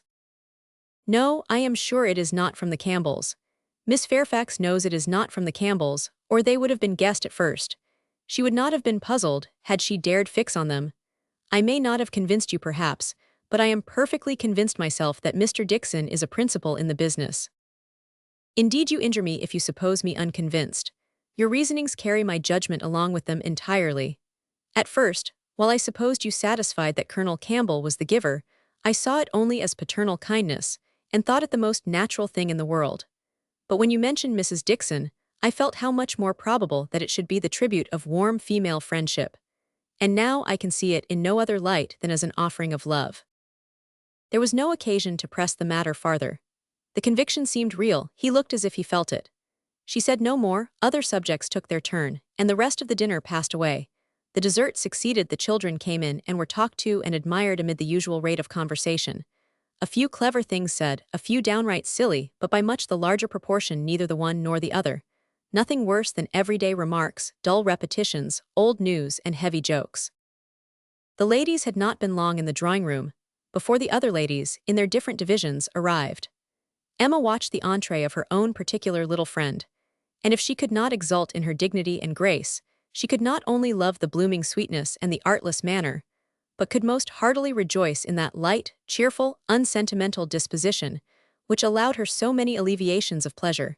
in the midst of the pangs of disappointed affection. There she sat, and who would have guessed how many tears she had been lately shedding? To be in company, nicely dressed herself and seeing others nicely dressed, to sit and smile and look pretty, and say nothing, was enough for the happiness of the present hour. Jane Fairfax did look and move superior, but Emma suspected she might have been glad to change feelings with Harriet, very glad to have purchased the mortification of having loved. Yes, of having loved even Mr. Elton in vain, by the surrender of all the dangerous pleasure of knowing herself beloved by the husband of her friend. In so large a party it was not necessary that Emma should approach her. She did not wish to speak of the pianoforte, she felt too much in the secret herself, to think the appearance of curiosity or interest fair, and therefore purposely kept at a distance. But by the others, the subject was almost immediately introduced, and she saw the blush of consciousness with which congratulations were received, the blush of guilt which accompanied the name of my excellent friend Colonel Campbell. Mrs. Weston, kind-hearted and musical, was particularly interested by the circumstance, and Emma could not help being amused at her perseverance in dwelling on the subject, and having so much to ask and to say as to tone, touch, and pedal, totally unsuspicious of that wish of saying as little about it as possible, which she plainly read in the fair heroine's countenance. They were soon joined by some of the gentlemen, and the very first of the early was Frank Churchill. In he walked, the first and the handsomest, and after paying his compliments en passant to Miss Bates and her niece, made his way directly to the opposite side of the circle, where sat Miss Woodhouse, and till he could find a seat by her, would not sit at all. Emma divined what every body present must be thinking. She was his object, and every body must perceive it. She introduced him to her friend Miss Smith, and at convenient moments afterwards, heard what each thought of the other. He had never seen so lovely a face and was delighted with her naivete. And she, only to be sure it was paying him too great a compliment, but she did think there were some looks a little like Mr. Elton. Emma restrained her indignation, and only turned from her in silence. Smiles of intelligence passed between her and the gentleman on first glancing towards Miss Fairfax, but it was most prudent to avoid speech. He told her that he had been impatient to leave the dining-room, hated sitting long, was always the first to move when he could, that his father, Mr. Knightley, Mr. Cox, and Mr. Cole were left very busy over parish business, that as long as he had stayed, however, it had been pleasant enough, as he had found them in general a set of gentlemanlike, sensible men, and spoke so handsomely of Highbury altogether, thought it so abundant in agreeable families, that Emma began to feel she had been used to despise the place rather too much. She questioned him as to the society in Yorkshire, the extent of the neighbourhood about Enscombe and the sort, and could make out from his answers that as far as Enscombe was concerned, there was very little going on, that their visitings were among a range of great families, none very near, and that even when days were fixed and invitations accepted, it was an even chance that Mrs. Churchill were not in health and spirits for going, that they made a point of visiting no fresh person, and that, though he had his separate engagements, it was not without difficulty, without considerable address at times, that he could get away, or introduce an acquaintance for a night. She saw that Enscombe could not satisfy, and that Highbury, taken at its best, might reasonably please a young man who had more retirement at home than he liked. His importance at Enscombe was very evident. He did not boast, but it naturally betrayed itself, that he had persuaded his aunt where his uncle could do nothing, and on her laughing and noticing it, he owned that he believed, excepting one or two points, he could with time persuade her to anything. One of those points on which his influence failed, he then mentioned. He had wanted very much to go abroad, had been very eager indeed to be allowed to travel, but she would not hear of it. This had happened the year before.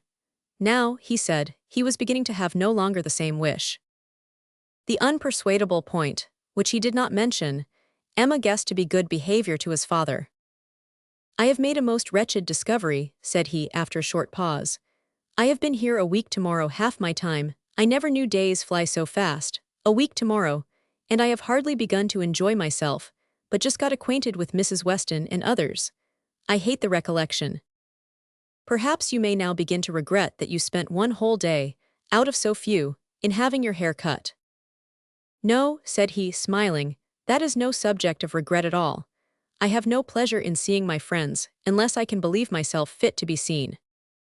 The rest of the gentlemen being now in the room, Emma found herself obliged to turn from him for a few minutes, and listen to Mr. Cole. When Mr. Cole had moved away, and her attention could be restored as before, she saw Frank Churchill looking intently across the room at Miss Fairfax, who was sitting exactly opposite. "What is the matter?" said she. He started. "Thank you for rousing me," he replied. "I believe I have been very rude, but really Miss Fairfax has done her hair in so odd a way, so very odd a way that I cannot keep my eyes from her. I never saw anything so outré. Those curls, this must be a fancy of her own, I see nobody else looking like her. I must go and ask her whether it is an Irish fashion, shall I? Yes, I will, I declare I will, and you shall see how she takes it, whether she colors." He was gone immediately, and Emma soon saw him standing before Miss Fairfax and talking to her. But as to its effect on the young lady, as he had improvidently placed himself exactly between them, exactly in front of Miss Fairfax, she could absolutely distinguish nothing. Before he could return to his chair, it was taken by Mrs. Weston. "This is the luxury of a large party," said she. "One can get near everybody and say everything. My dear Emma, I am longing to talk to you. I have been making discoveries and forming plans, just like yourself, and I must tell them while the idea is fresh. Do you know how Miss Bates and her niece came here?" "How, they were invited, were not they?" "Oh yes, but how they were conveyed hither, the manner of their coming." "They walked, I conclude, how else could they come?" "Very true. Well, a little while ago it occurred to me how very sad it would be to have Jane Fairfax walking home again, late at night, and cold as the nights are now. And as I looked at her, though I never saw her appear to more advantage, it struck me that she was heated, and would therefore be particularly liable to take cold. Poor girl, I could not bear the idea of it, so as soon as Mr. Weston came into the room and I could get at him, I spoke to him about the carriage. You may guess how readily he came into my wishes, and having his approbation, I made my way directly to Miss Bates, to assure her that the carriage would be at her service before it took us home, for I thought it would be making her comfortable at once. Good soul, she was as grateful as possible, you may be sure. Nobody was ever so fortunate as herself. But with many, many thanks, there was no occasion to trouble us, for Mr. Knightley's carriage had brought and was to take them home again. I was quite surprised, very glad I am sure, but really quite surprised. Such a very kind attention, and so thoughtful an attention, the sort of thing that so few men would think of. And in short, from knowing his usual ways, I am very much inclined to think that it was for their accommodation the carriage was used at all. I do suspect he would not have had a pair of horses for himself, and that it was only as an excuse for assisting them." "Very likely," said Emma, "nothing more likely. I know no man more likely than Mr. Knightley to do the sort of thing, to do anything really good-natured, useful, considerate, or benevolent. He is not a gallant man, but he is a very humane one. And this, considering Jane Fairfax's ill health, would appear a case of humanity to him. And for an act of unostentatious kindness, there is nobody whom I would fix on more than on Mr. Knightley. I know he had horses today, for we arrived together, and I laughed at him about it, but he said not a word that could betray." "Well," said Mrs. Weston, smiling, "you give him credit for more simple, disinterested benevolence in this instance than I do, for while Miss Bates was speaking, a suspicion darted into my head, and I have never been able to get it out again. The more I think of it, the more probable it appears. In short, I have made a match between Mr. Knightley and Jane Fairfax. See the consequence of keeping you company. What do you say to it?" "Mr. Knightley and Jane Fairfax," exclaimed Emma. "Dear Mrs. Weston, how could you think of such a thing? Mr. Knightley must not marry. You would not have little Henry cut out from Donwell." "Oh, no, no, Henry must have Donwell. I cannot at all consent to Mr. Knightley's marrying, and I am sure it is not at all likely. I am amazed that you should think of such a thing." "My dear Emma, I have told you what led me to think of it. I do not want the match, I do not want to injure dear little Henry, but the idea has been given me by circumstances. And if Mr. Knightley really wished to marry, you would not have him refrain on Henry's account, a boy of 6 years old, who knows nothing of the matter." "Yes, I would. I could not bear to have Henry supplanted. Mr. Knightley marry? No, I have never had such an idea, and I cannot adopt it now. And Jane Fairfax too, of all women. Nay, she has always been a first favorite with him, as you very well know. But the imprudence of such a match. I am not speaking of its prudence, merely its probability. I see no probability in it, unless you have any better foundation than what you mention. His good nature, his humanity, as I tell you, would be quite enough to account for the horses. He has a great regard for the Bateses, you know, independent of Jane Fairfax, and is always glad to show them attention. My dear Mrs. Weston, do not take to matchmaking. You do it very ill. Jane Fairfax, mistress of the Abbey. Oh, no, no, every feeling revolts. For his own sake, I would not have him do so mad a thing. Imprudent, if you please, but not mad. Excepting inequality of fortune, and perhaps a little disparity of age, I can see nothing unsuitable. But Mr. Knightley does not want to marry. I am sure he has not the least idea of it. Do not put it into his head. Why should he marry? He is as happy as possible by himself, with his farm and his sheep and his library and all the parish to manage, and he is extremely fond of his brother's children. He has no occasion to marry, either to fill up his time or his heart. My dear Emma, as long as he thinks so, it is so, but if he really loves Jane Fairfax. Nonsense, he does not care about Jane Fairfax. In the way of love, I am sure he does not. He would do any good to her or her family, but— Well, said Mrs. Weston, laughing, perhaps the greatest good he could do them would be to give Jane such a respectable home. If it would be good to her, I am sure it would be evil to himself. A very shameful and degrading connection. How would he bear to have Miss Bates belonging to him, to have her haunting the Abbey and thanking him all day long for his great kindness in marrying Jane? So very kind and obliging, but he always had been such a very kind neighbor. And then fly off, through half a sentence, to her mother's old petticoat. Not that it was such a very old petticoat either, for still it would last a great while, and indeed, she must thankfully say that their petticoats were all very strong. For shame, Emma, do not mimic her. You divert me against my conscience, and upon my word I do not think Mr. Knightley would be much disturbed by Miss Bates. Little things do not irritate him. She might talk on, and if he wanted to say anything himself he would only talk louder and drown her voice. But the question is not whether it would be a bad connection for him, but whether he wishes it, and I think he does. I have heard him speak, and so must you, so very highly of Jane Fairfax. The interest he takes in her, his anxiety about her health, his concern that she should have no happier prospect. I have heard him express himself so warmly on those points.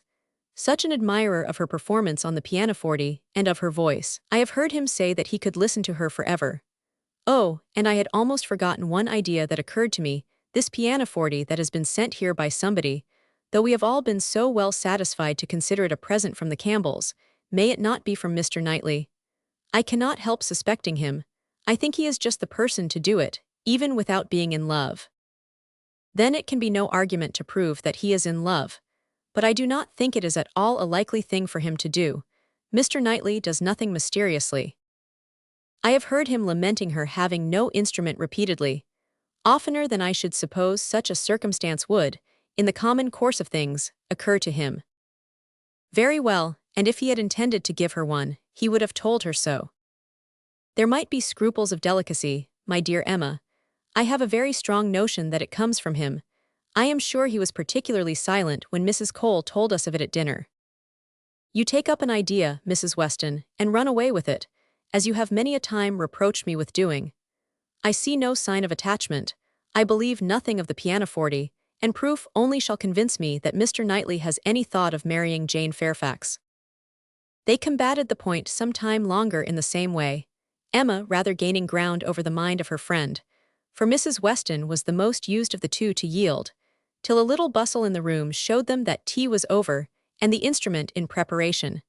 And at the same moment Mr. Cole approaching to entreat Miss Woodhouse would do them the honor of trying it. Frank Churchill, of whom, in the eagerness of her conversation with Mrs. Weston, she had been seeing nothing, except that he had found a seat by Miss Fairfax, followed Mr. Cole to add his very pressing entreaties. And as in every respect it suited Emma best to lead, she gave a very proper compliance. She knew the limitations of her own powers too well to attempt more than she could perform with credit. She wanted neither taste nor spirit in the little things which are generally acceptable, and could accompany her own voice well. One accompaniment to her song took her agreeably by surprise. A second, slightly but correctly taken by Frank Churchill. Her pardon was duly begged at the close of the song, and everything usual followed. He was accused of having a delightful voice and a perfect knowledge of music, which was properly denied, and that he knew nothing of the matter and had no voice at all, roundly asserted. They sang together once more, and Emma would then resign her place to Miss Fairfax, whose performance, both vocal and instrumental, she never could attempt to conceal from herself, was infinitely superior to her own. With mixed feelings, she seated herself at a little distance from the numbers round the instrument to listen. Frank Churchill sang again. They had sung together once or twice, it appeared, at Weymouth. But the sight of Mr. Knightley among the most attentive soon drew away half Emma's mind, and she fell into a train of thinking on the subject of Mrs. Weston's suspicions, to which the sweet sounds of the united voices gave only momentary interruptions. Her objections to Mr. Knightley's marrying did not in the least subside. She could see nothing but evil in it. It would be a great disappointment to Mr. John Knightley, consequently to Isabella, a real injury to the children, a most mortifying change and material loss to them all, a very great deduction from her father's daily comfort, and as to herself, she could not at all endure the idea of Jane Fairfax at Donwell Abbey. A Mrs. Knightley for them all to give way to. No, Mr. Knightley must never marry. Little Henry must remain the heir of Donwell. Presently Mr. Knightley looked back and came and sat down by her. They talked at first only of the performance. His admiration was certainly very warm, yet she thought, but for Mrs. Weston, it would not have struck her. As a sort of touchstone, however, she began to speak of his kindness in conveying the aunt and niece, and though his answer was in the spirit of cutting the matter short, she believed it to indicate only his disinclination to dwell on any kindness of his own. "I often feel concern," said she, "that I dare not make our carriage more useful on such occasions. It is not that I am without the wish, but you know how impossible my father would deem it that James should put to for such a purpose." "Quite out of the question, quite out of the question," he replied, "but you must often wish it, I am sure." And he smiled with such seeming pleasure at the conviction that she must proceed another step. "This present from the Campbells," said she, "this pianoforte is very kindly given." "Yes," he replied, and without the smallest apparent embarrassment, "but they would have done better had they given her notice of it.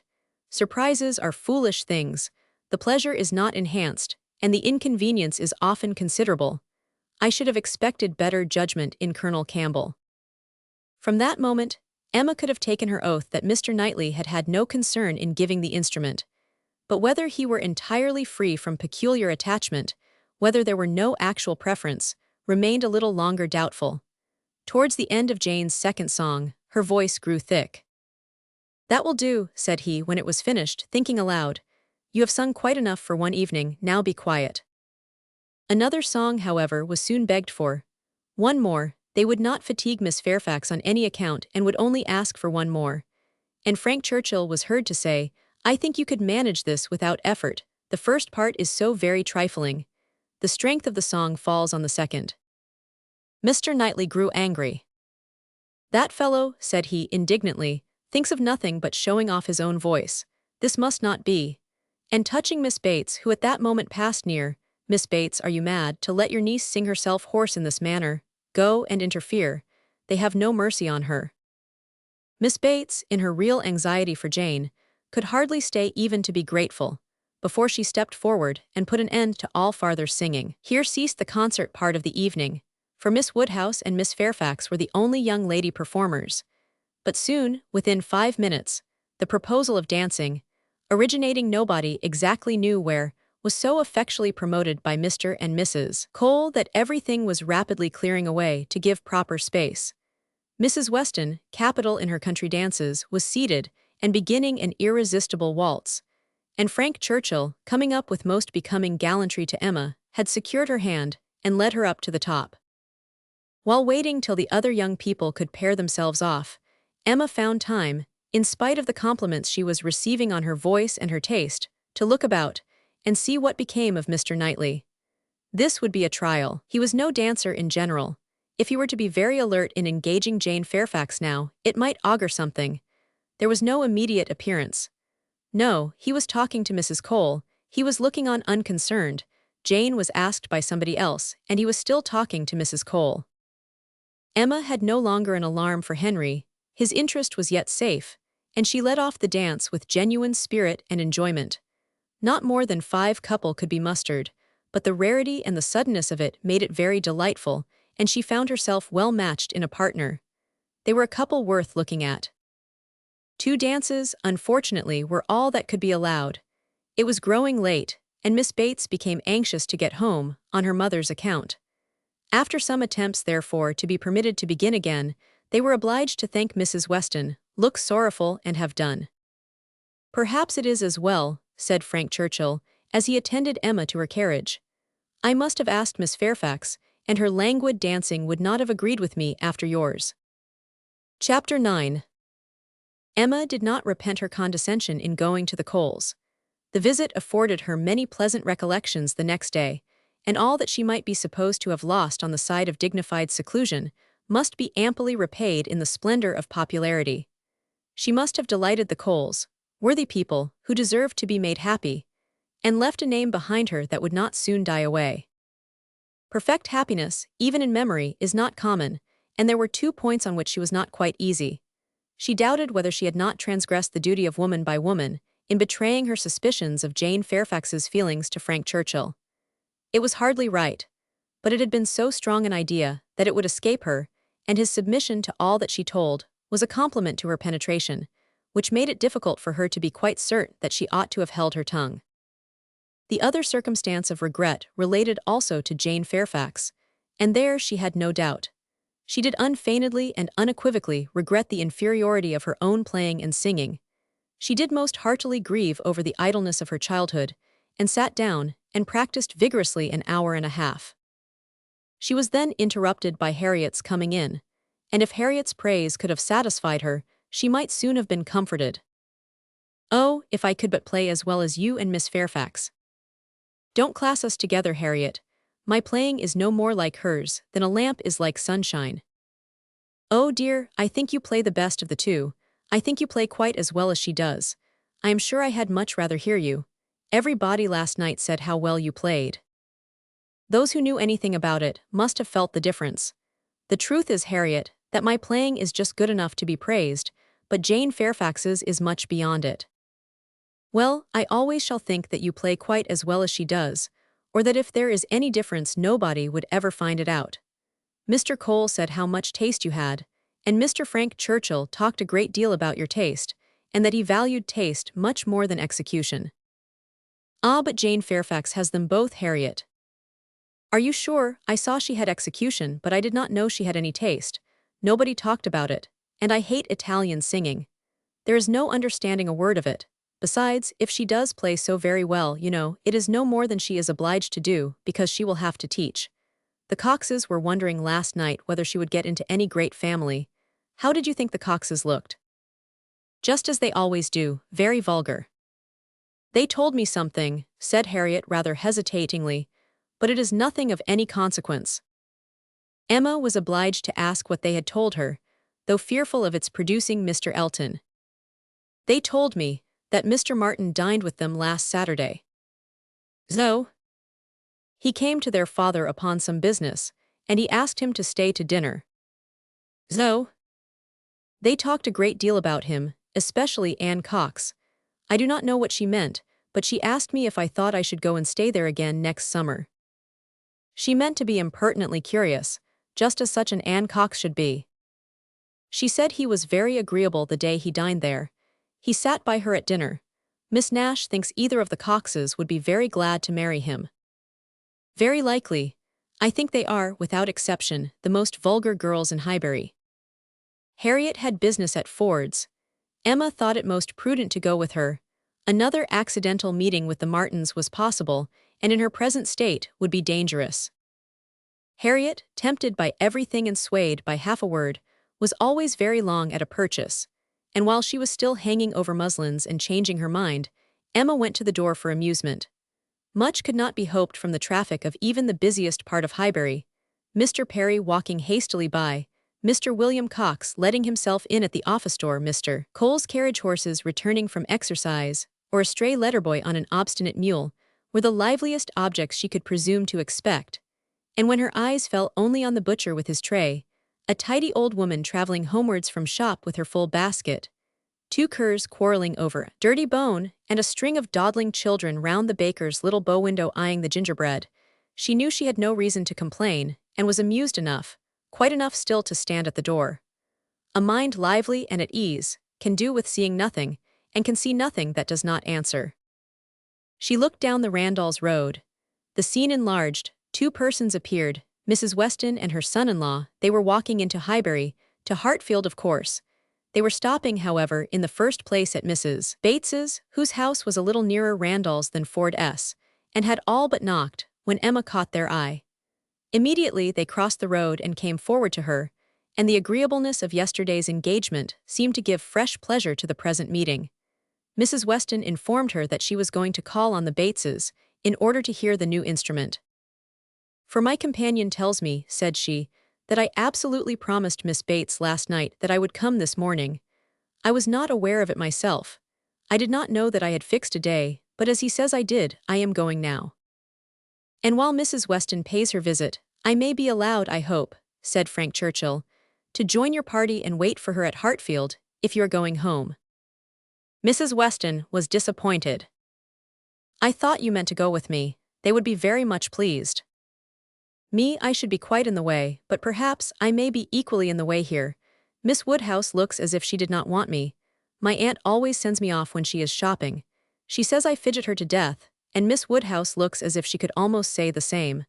What am I to do?" "I am here on no business of my own," said Emma. "I am only waiting for my friend. She will probably have soon done, and then we shall go home. But you had better go with Mrs. Weston and hear the instrument." "Well, if you advise it." But with a smile, if Colonel Campbell should have employed a careless friend, and if it should prove to have an indifferent tone, what shall I say? I shall be no support to Mrs. Weston. She might do very well by herself. A disagreeable truth would be palatable through her lips, but I am the wretchedest being in the world at a civil falsehood. "I do not believe any such thing," replied Emma. "I am persuaded that you can be as insincere as your neighbors, when it is necessary, but there is no reason to suppose the instrument is indifferent. Quite otherwise indeed, if I understood Miss Fairfax's opinion last night." "Do come with me," said Mrs. Weston. "If it be not very disagreeable to you, it need not detain us long.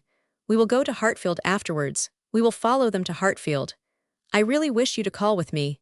It will be felt so great an attention, and I always thought you meant it." He could say no more, and with the hope of Hartfield to reward him, returned with Mrs. Weston to Mrs. Bates's door.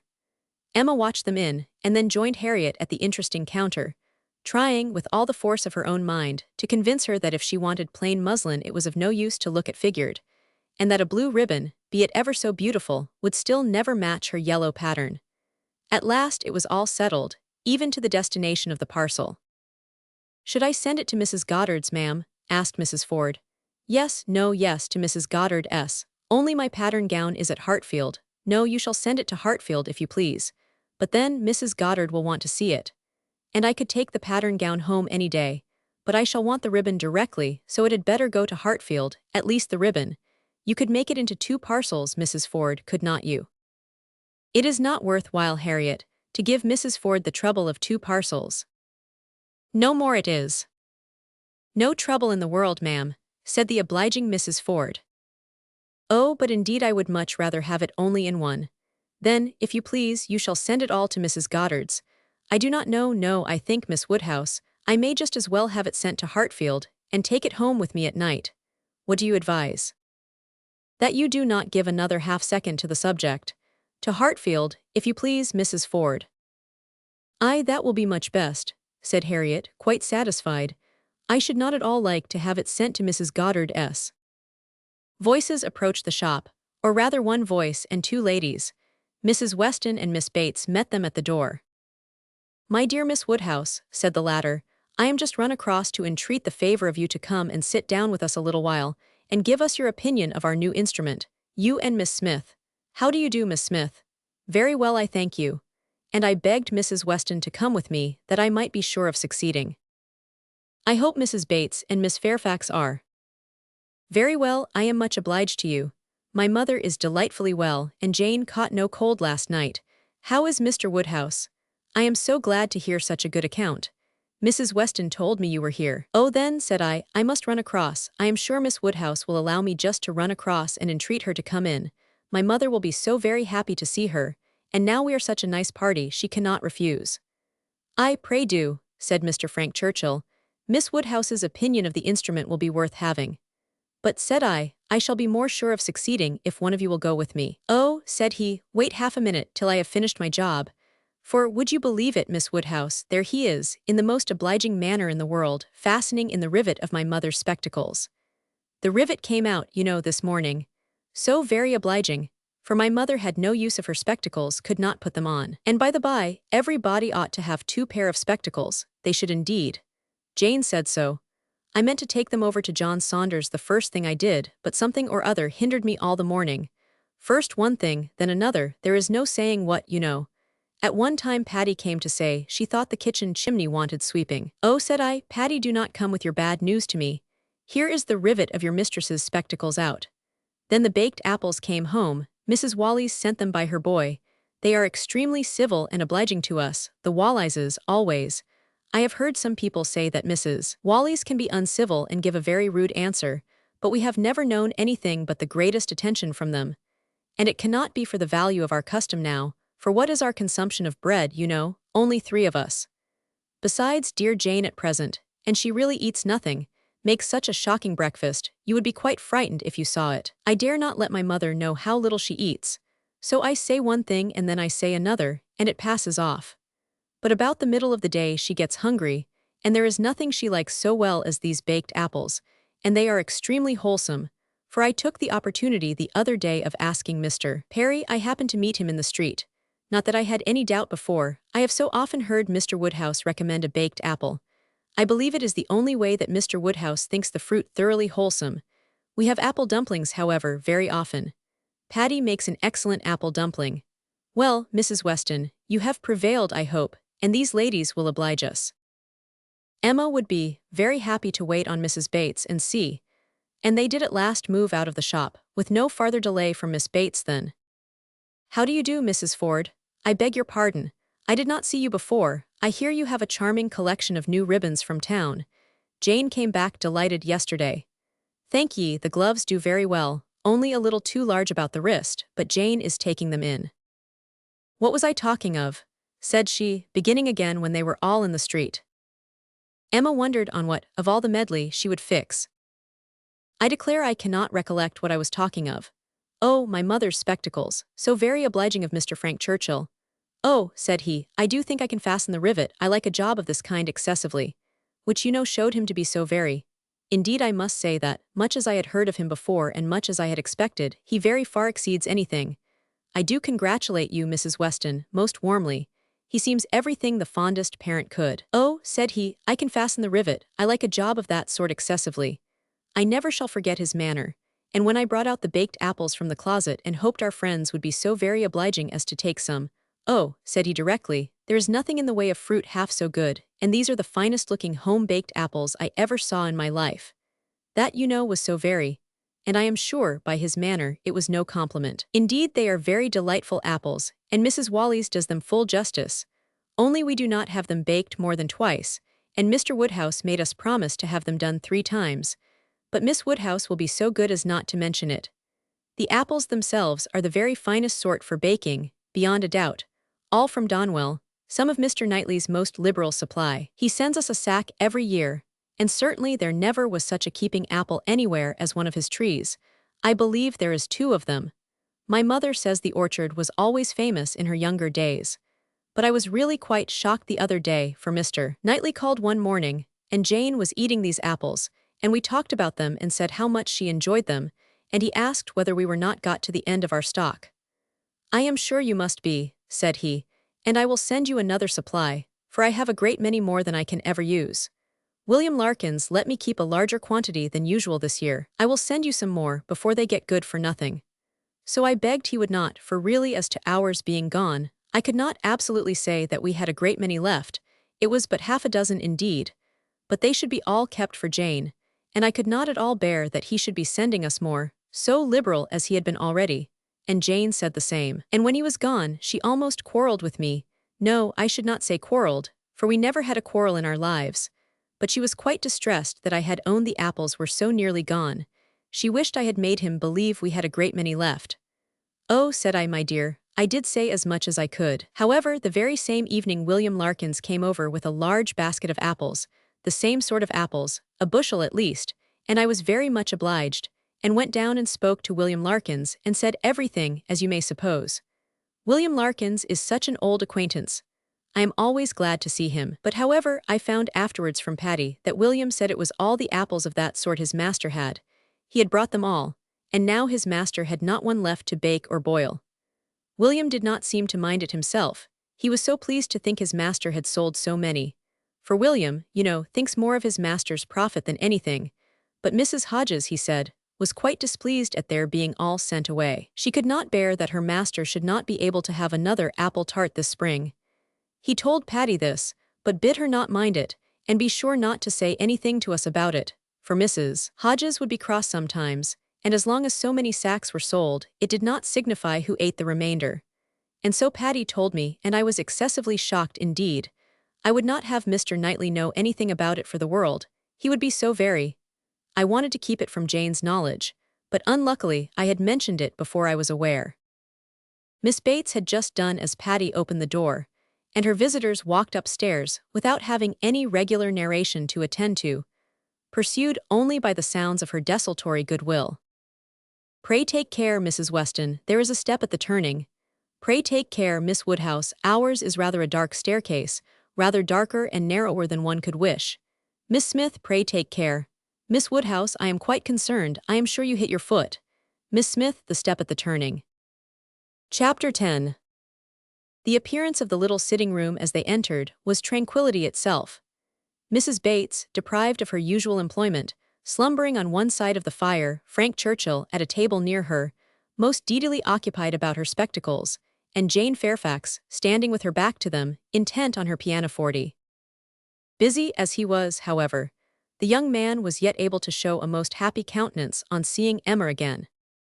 "This is a pleasure," said he, in rather a low voice, coming at least 10 minutes earlier than I had calculated. "You find me trying to be useful, tell me if you think I shall succeed." "What," said Mrs. Weston, "have not you finished it yet? You would not earn a very good livelihood as a working silversmith at this rate." "I have not been working uninterruptedly," he replied. "I have been assisting Miss Fairfax in trying to make her instrument stand steadily. It was not quite firm, an unevenness in the floor, I believe. You see we have been wedging one leg with paper. This was very kind of you to be persuaded to come. I was almost afraid you would be hurrying home."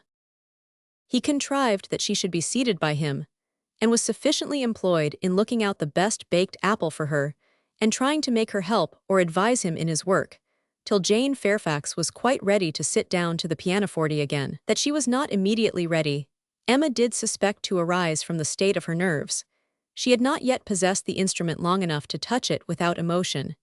She must reason herself into the power of performance, and Emma could not but pity such feelings, whatever their origin, and could not but resolve never to expose them to her neighbor again. At last Jane began, and though the first bars were feebly given, the powers of the instrument were gradually done full justice to. Mrs. Weston had been delighted before and was delighted again. Emma joined her in all her praise, and the pianoforte, with every proper discrimination, was pronounced to be altogether of the highest promise. "Whoever Colonel Campbell might employ," said Frank Churchill, with a smile at Emma, "the person has not chosen ill. I heard a good deal of Colonel Campbell's taste at Weymouth, and the softness of the upper notes I am sure is exactly what he and all that party would particularly prize. I dare say, Miss Fairfax, that he either gave his friend very minute directions or wrote to Broadwood himself. Do not you think so?" Jane did not look round. She was not obliged to hear. Mrs. Weston had been speaking to her at the same moment. "It is not fair," said Emma in a whisper. "Mine was a random guess. Do not distress her." He shook his head with a smile, and looked as if he had very little doubt and very little mercy. Soon afterwards he began again. "How much your friends in Ireland must be enjoying your pleasure on this occasion, Miss Fairfax. I dare say they often think of you, and wonder which will be the day, the precise day of the instrument's coming to hand. Do you imagine Colonel Campbell knows the business to be going forward just at this time? Do you imagine it to be the consequence of an immediate commission from him, or that he may have sent only a general direction, an order indefinite as to time, to depend upon contingencies and conveniences?" He paused. She could not but hear. She could not avoid answering. "Till I have a letter from Colonel Campbell," said she, in a voice of forced calmness, "I can imagine nothing with any confidence. It must be all conjecture." "Conjecture, aye, sometimes one conjectures right, and sometimes one conjectures wrong. I wish I could conjecture how soon I shall make this rivet quite firm. What nonsense one talks, Miss Woodhouse, when hard at work, if one talks at all. Your real workmen, I suppose, hold their tongues, but we gentlemen labourers, if we get hold of a word. Miss Fairfax said something about conjecturing. There, it is done. I have the pleasure, madam, to Mrs. Bates, of restoring your spectacles, healed for the present. He was very warmly thanked both by mother and daughter. To escape a little from the latter, he went to the pianoforte and begged Miss Fairfax, who was still sitting at it, to play something more. If you are very kind, said he, it will be one of the waltzes we danced last night. Let me live them over again. You did not enjoy them as I did, you appeared tired the whole time. I believe you were glad we danced no longer, but I would have given worlds, all the worlds one ever has to give, for another half-hour. She played. What felicity it is to hear a tune again which has made one happy. If I mistake not, that was danced at Weymouth. She looked up at him for a moment, colored deeply, and played something else. He took some music from a chair near the pianoforte, and turning to Emma said, Here is something quite new to me, do you know it, Kramer? And here are a new set of Irish melodies that from such a quarter one might expect. This was all sent with the instrument. Very thoughtful of Colonel Campbell, was not it? He knew Miss Fairfax could have no music here. I honor that part of the attention particularly, it shows it to have been so thoroughly from the heart. Nothing hastily done, nothing incomplete. True affection only could have prompted it. Emma wished he would be less pointed, yet could not help being amused. And when on glancing her eye towards Jane Fairfax she caught the remains of a smile, when she saw that with all the deep blush of consciousness, there had been a smile of secret delight, she had less scruple in the amusement, and much less compunction with respect to her. This amiable, upright, perfect Jane Fairfax was apparently cherishing very reprehensible feelings. He brought all the music to her, and they looked it over together. Emma took the opportunity of whispering, You speak too plain, she must understand you. I hope she does, I would have her understand me. I am not in the least ashamed of my meaning. But really, I am half ashamed, and wish I had never taken up the idea. I am very glad you did, and that you communicated it to me. I have now a key to all her odd looks and ways. Leave shame to her. If she does wrong, she ought to feel it. She is not entirely without it, I think. I do not see much sign of it. She is playing Robin Adair at this moment, his favorite. Shortly afterwards, Miss Bates, passing near the window, descried Mr. Knightley on horseback not far off. Mr. Knightley, I declare. I must speak to him if possible, just to thank him. I will not open the window here, it would give you all cold, but I can go into my mother's room, you know. I dare say he will come in when he knows who is here. Quite delightful to have you all meet so. Our little room so honored. She was in the adjoining chamber while she still spoke, and opening the casement there, immediately called Mr. Knightley's attention, and every syllable of their conversation was as distinctly heard by the others, as if it had passed within the same apartment. How d'ye ye do? How d'ye do? Very well, I thank you, so obliged to you for the carriage last night. We were just in time, my mother just ready for us. Pray come in, do come in, you will find some friends here. So began Miss Bates, and Mr. Knightley seemed determined to be heard in his turn, for most resolutely and commandingly did he say, How is your niece, Miss Bates? I want to inquire after you all, but particularly your niece. How is Miss Fairfax? I hope she caught no cold last night. How is she today? Tell me how Miss Fairfax is. And Miss Bates was obliged to give a direct answer before he would hear her in anything else. The listeners were amused, and Mrs. Weston gave Emma a look of particular meaning, but Emma still shook her head in steady skepticism. So obliged to you, so very much obliged to you for the carriage, resumed Miss Bates. He cut her short with, I am going to Kingston, can I do anything for you? Oh dear, Kingston, are you? Mrs. Cole was saying the other day she wanted something from Kingston. Mrs. Cole has servants to send, can I do anything for you? No, I thank you, but do come in, who do you think is here? Miss Woodhouse and Miss Smith, so kind as to call to hear the new pianoforte. Do put up your horse at the Crown and come in. Well, said he, in a deliberating manner, for 5 minutes perhaps. And here is Mrs. Weston and Mr. Frank Churchill too. Quite delightful, so many friends. No, not now, I thank you. I could not stay 2 minutes. I must get on to Kingston as fast as I can. Oh, do come in. They will be so very happy to see you. No, no, your room is full enough. I will call another day and hear the pianoforte. Well, I am so sorry. Oh, Mr. Knightley, what a delightful party last night, how extremely pleasant. Did you ever see such dancing? Was not it delightful? Miss Woodhouse and Mr. Frank Churchill, I never saw anything equal to it. Oh, very delightful indeed. I can say nothing less, for I suppose Miss Woodhouse and Mr. Frank Churchill are hearing everything that passes. And raising his voice still more, I do not see why Miss Fairfax should not be mentioned too. I think Miss Fairfax dances very well, and Mrs. Weston is the very best country dance player, without exception, in England. Now, if your friends have any gratitude, they will say something pretty loud about you and me in return, but I cannot stay to hear it. Oh, Mr. Knightley, one moment more, something of consequence, so shocked. Jane and I are both so shocked about the apples. What is the matter now? To think of your sending us all your store apples. You said you had a great many, and now you have not one left. We really are so shocked. Mrs. Hodges may well be angry. William Larkins mentioned it here. You should not have done it, indeed you should not. Ah, he is off. He never can bear to be thanked. But I thought he would have stayed now, and it would have been a pity not to have mentioned. Well, returning to the room, I have not been able to succeed. Mr. Knightley cannot stop. He is going to Kingston. He asked me if he could do anything. Yes, said Jane. We heard his kind offers, we heard everything. Oh yes, my dear, I dare say you might, because you know the door was open, and the window was open, and Mr. Knightley spoke loud. You must have heard everything to be sure. Can I do anything for you at Kingston? Said he, so I just mentioned. Oh, Miss Woodhouse, must you be going? You seem but just come, so very obliging of you. Emma found it really time to be at home. The visit had already lasted long, and on examining watches, so much of the morning was perceived to be gone, that Mrs. Weston and her companion taking leave also, could allow themselves only to walk with the two young ladies to Hartfield gates, before they set off for Randalls. Chapter 11. It may be possible to do without dancing entirely. Instances have been known of young people passing many, many months successively, without being at any ball of any description, and no material injury accrue either to body or mind.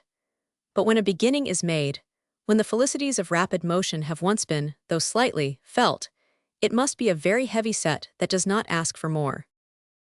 Frank Churchill had danced once at Highbury, and longed to dance again, and the last half-hour of an evening which Mr. Woodhouse was persuaded to spend with his daughter at Randalls was passed by the two young people in schemes on the subject. Frank's was the first idea, and his the greatest zeal in pursuing it, for the lady was the best judge of the difficulties, and the most solicitous for accommodation and appearance. But still, she had inclination enough for showing people again how delightfully Mr. Frank Churchill and Miss Woodhouse danced, for doing that in which she need not blush to compare herself with Jane Fairfax, and even for simple dancing itself, without any of the wicked aids of vanity, to assist him first in pacing out the room they were in to see what it could be made to hold, and then in taking the dimensions of the other parlor, in the hope of discovering, in spite of all that Mr. Weston could say of their exactly equal size, that it was a little the largest. His first proposition and request, that the dance begun at Mr. Cole's should be finished there, that the same party should be collected, and the same musician engaged, met with the readiest acquiescence. Mr. Weston entered into the idea with thorough enjoyment, and Mrs. Weston most willingly undertook to play as long as they could wish to dance, and the interesting employment had followed, of reckoning up exactly who there would be, and portioning out the indispensable division of space to every couple. You and Miss Smith and Miss Fairfax will be 3, and the 2 Miss Coxes 5, had been repeated many times over. And there will be the 2 Gilberts, young Cox, my father and myself, besides Mr. Knightley. Yes, that will be quite enough for pleasure.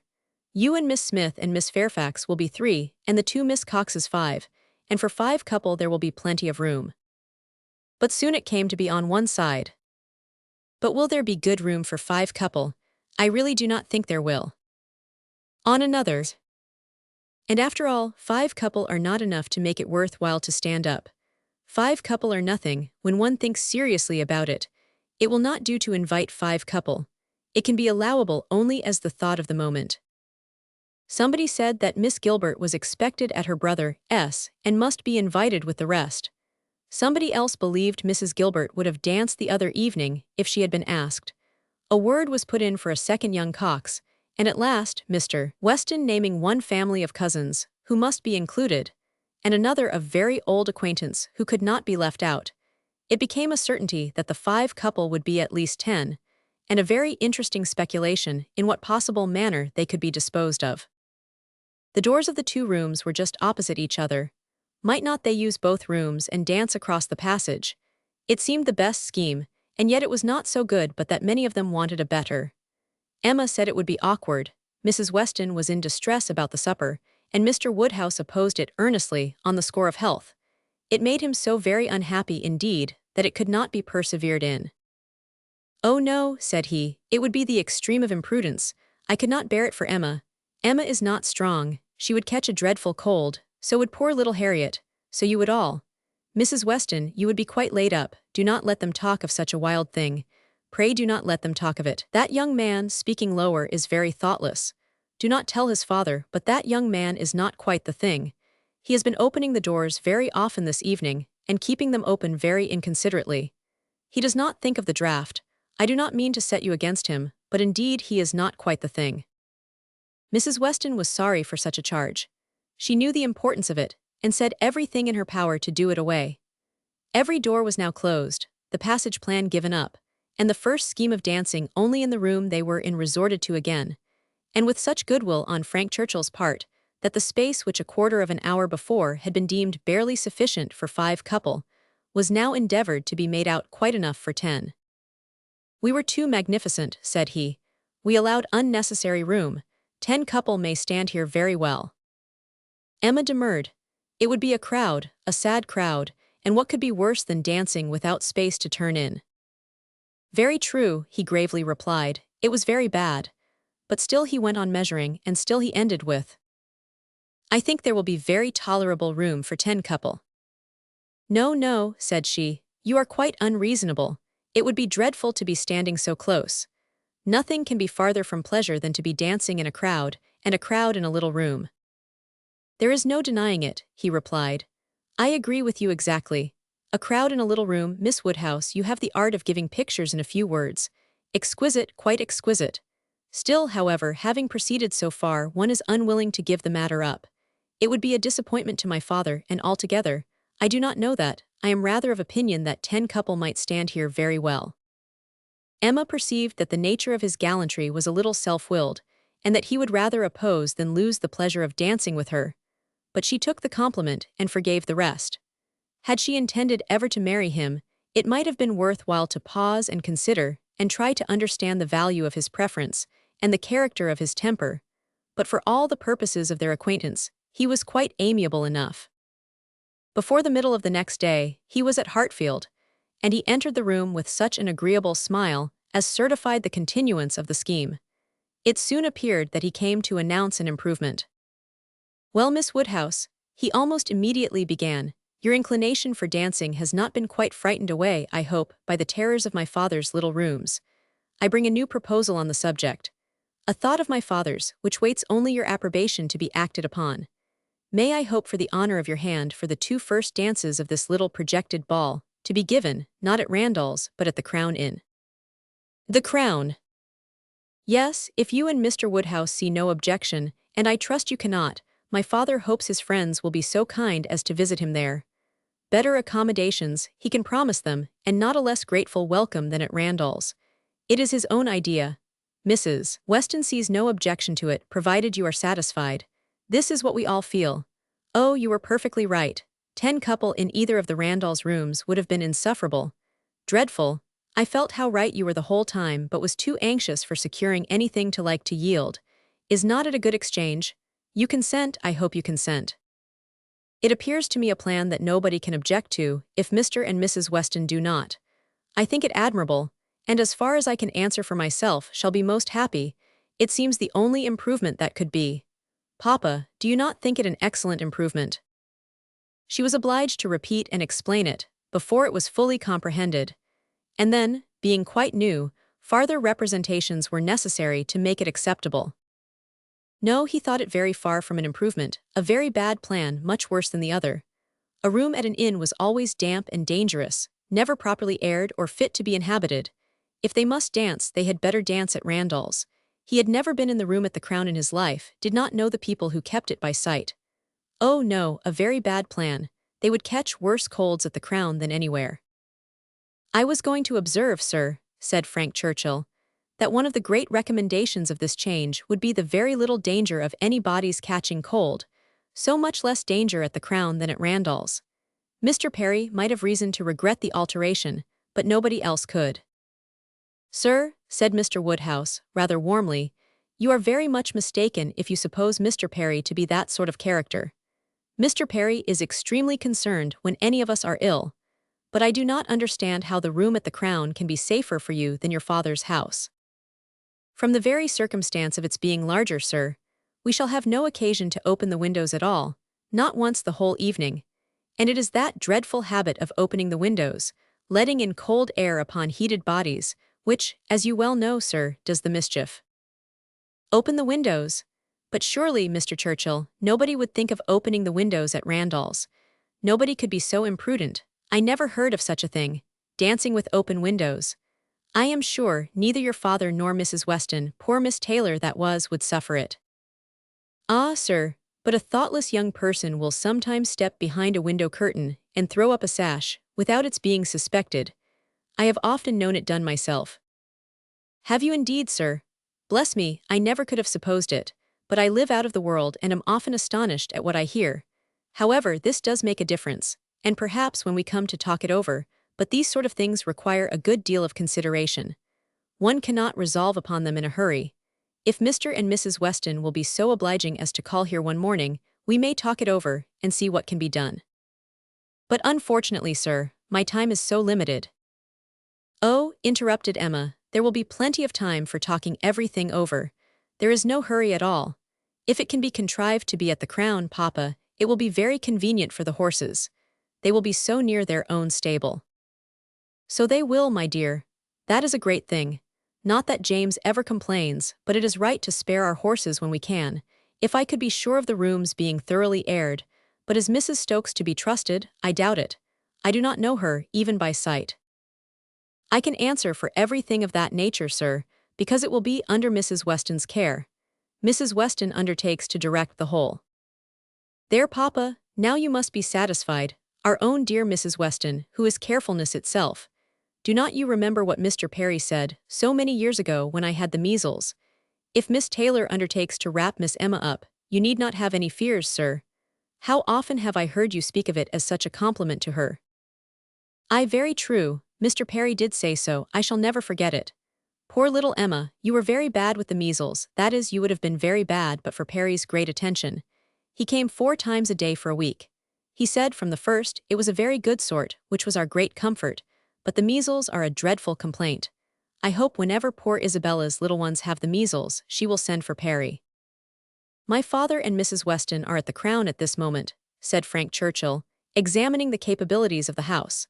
I left them there and came on to Hartfield, impatient for your opinion, and hoping you might be persuaded to join them and give your advice on the spot. I was desired to say so from both. It would be the greatest pleasure to them if you could allow me to attend you there. They can do nothing satisfactorily without you. Emma was most happy to be called to such a council, and her father, engaging to think it all over while she was gone, the 2 young people set off together without delay for the Crown. There were Mr. and Mrs. Weston, delighted to see her and receive her approbation, very busy and very happy in their different way. She, in some little distress, and he, finding everything perfect. Emma, said she, this paper is worse than I expected. Look, in places you see it is dreadfully dirty, and the wainscot is more yellow and forlorn than anything I could have imagined. My dear, you are too particular, said her husband. What does all that signify? You will see nothing of it by candlelight. It will be as clean as Randall's by candlelight. We never see anything of it on our club nights. The ladies here probably exchanged looks which meant, men never know when things are dirty or not. And the gentlemen perhaps thought each to himself, women will have their little nonsenses and needless cares. One perplexity, however, arose, which the gentlemen did not disdain. It regarded a supper-room. At the time of the ballrooms being built, suppers had not been in question, and a small card-room adjoining was the only addition. What was to be done?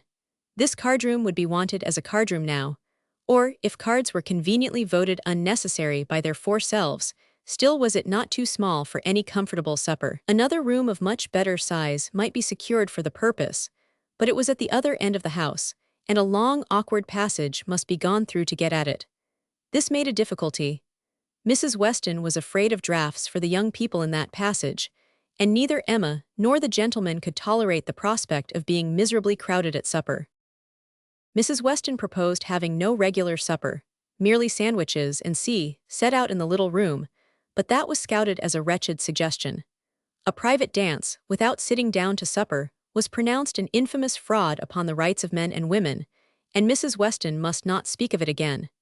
She then took another line of expediency, and looking into the doubtful room, observed, "I do not think it is so very small. We shall not be many, you know." And Mr. Weston at the same time, walking briskly with long steps through the passage, was calling out, "You talk a great deal of the length of this passage, my dear. It is a mere nothing after all, and not the least draught from the stairs." "I wish," said Mrs. Weston, "one could know which arrangement our guests in general would like best. To do what would be most generally pleasing must be our object, if one could but tell what that would be." "Yes, very true," cried Frank, "very true. You want your neighbors' opinions. I do not wonder at you. If one could ascertain what the chief of them, the Coles, for instance, they are not far off. Shall I call upon them, or Miss Bates? She is still nearer. And I do not know whether Miss Bates is not as likely to understand the inclinations of the rest of the people as anybody. I think we do want a larger council. Suppose I go and invite Miss Bates to join us?" "Well, if you please," said Mrs. Weston, rather hesitating, "if you think she will be of any use." "You will get nothing to the purpose from Miss Bates," said Emma. "She will be all delight and gratitude, but she will tell you nothing. She will not even listen to your questions. I see no advantage in consulting Miss Bates." "But she is so amusing, so extremely amusing. I am very fond of hearing Miss Bates talk, and I need not bring the whole family, you know." Here Mr. Weston joined them, and on hearing what was proposed, gave it his decided approbation. "I do, Frank. Go and fetch Miss Bates and let us end the matter at once. She will enjoy the scheme, I am sure, and I do not know a proper person for showing us how to do away difficulties. Fetch Miss Bates. We are growing a little too nice. She's a standing lesson of how to be happy, but fetch them both. Invite them both." "Both, sir. Can the old lady?" "The old lady? No, the young lady, to be sure. I shall think you a great blockhead, Frank, if you bring the aunt without the niece." "Oh, I beg your pardon, sir. I did not immediately recollect.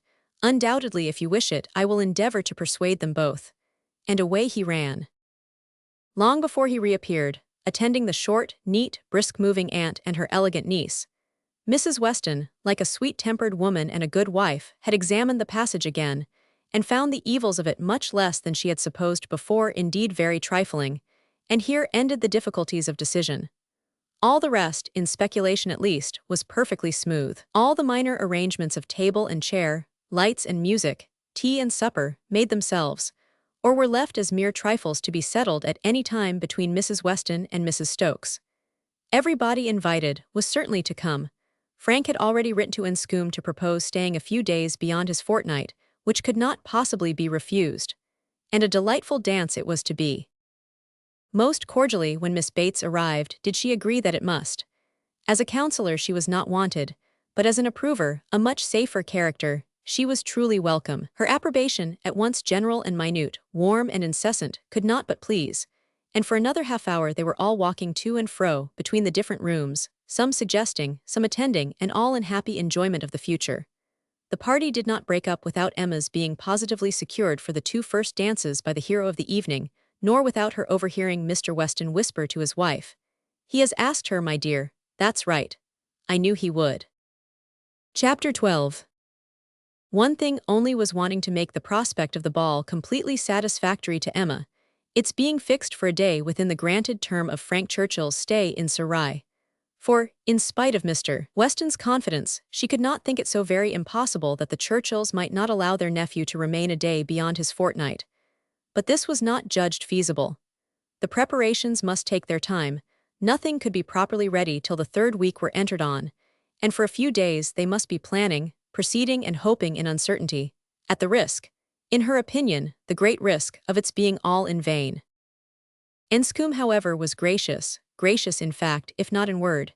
His wish of staying longer evidently did not please, but it was not opposed. All was safe and prosperous, and as the removal of one solicitude generally makes way for another, Emma, being now certain of her ball, began to adopt as the next vexation Mr. Knightley's provoking indifference about it.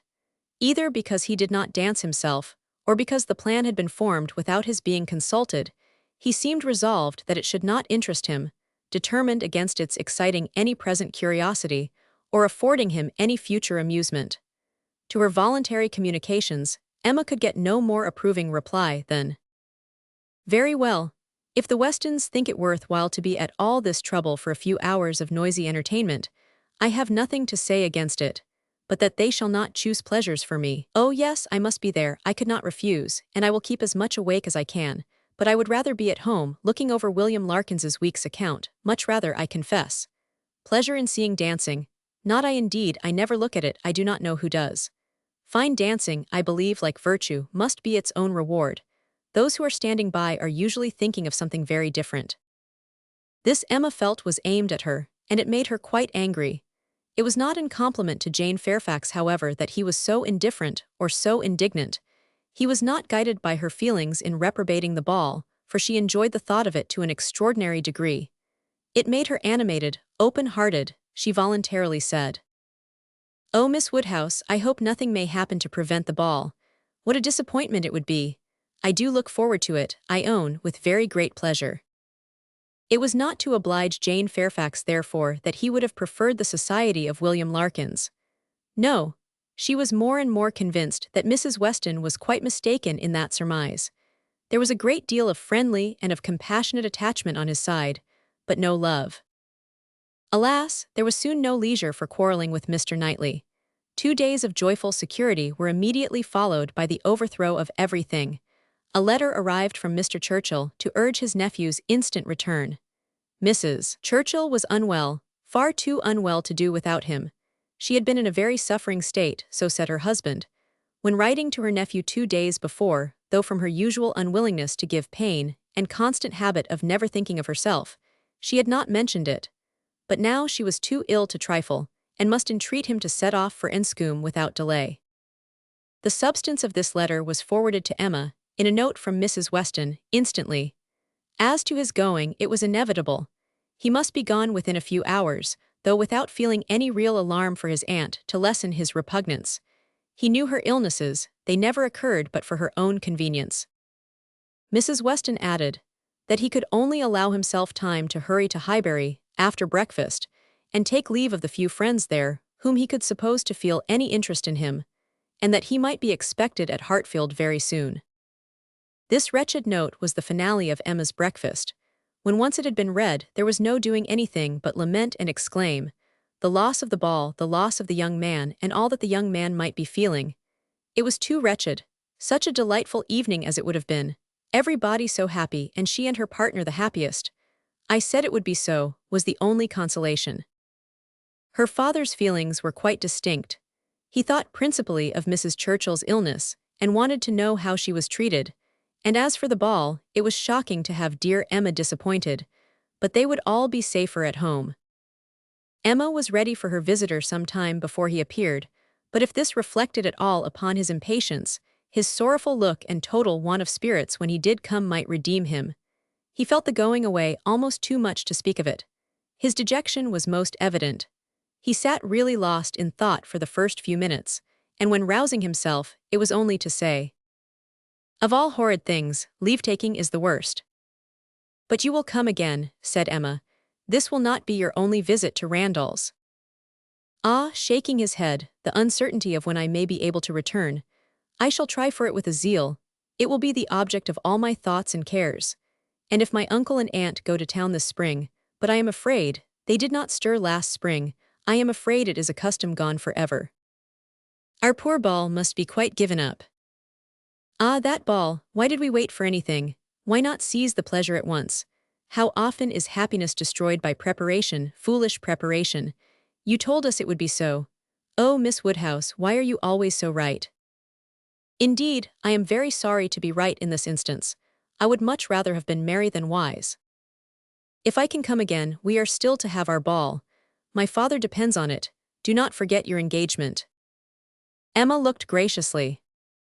Such a fortnight as it has been, he continued, every day more precious and more delightful than the day before, every day making me less fit to bear any other place. Happy those who can remain at Highbury. As you do us such ample justice now, said Emma, laughing, I will venture to ask whether you did not come a little doubtfully at first. Do not we rather surpass your expectations? I am sure we do. I am sure you did not much expect to like us. You would not have been so long in coming if you had had a pleasant idea of Highbury. He laughed rather consciously, and though denying the sentiment, Emma was convinced that it had been so. And you must be off this very morning. Yes, my father is to join me here. We shall walk back together, and I must be off immediately. I am almost afraid that every moment will bring him. Not 5 minutes to spare even for your friends Miss Fairfax and Miss Bates. How unlucky! Miss Bates's powerful, argumentative mind might have strengthened yours. Yes, I have called there. Passing the door I thought it better. It was a right thing to do. I went in for 3 minutes and was detained by Miss Bates's being absent. She was out, and I felt it impossible not to wait till she came in. She is a woman that one must laugh at, but that one would not wish to slight. It was better to pay my visit then. He hesitated, got up, walked to a window. In short, said he, perhaps, Miss Woodhouse, I think you can hardly be quite without suspicion. He looked at her as if wanting to read her thoughts. She hardly knew what to say. It seemed like the forerunner of something absolutely serious, which she did not wish. Forcing herself to speak, therefore, in the hope of putting it by, she calmly said, You are quite in the right. It was most natural to pay your visit then. He was silent. She believed he was looking at her, probably reflecting on what she had said and trying to understand the manner. She heard him sigh. It was natural for him to feel that he had cause to sigh. He could not believe her to be encouraging him. A few awkward moments passed, and he sat down again, and in a more determined manner said, It was something to feel that all the rest of my time might be given to Hartfield. My regard for Hartfield is most warm. He stopped again, rose again, and seemed quite embarrassed. He was more in love with her than Emma had supposed, and who can say how it might have ended if his father had not made his appearance? Mr. Woodhouse soon followed, and the necessity of exertion made him composed. A very few minutes more, however, completed the present trial.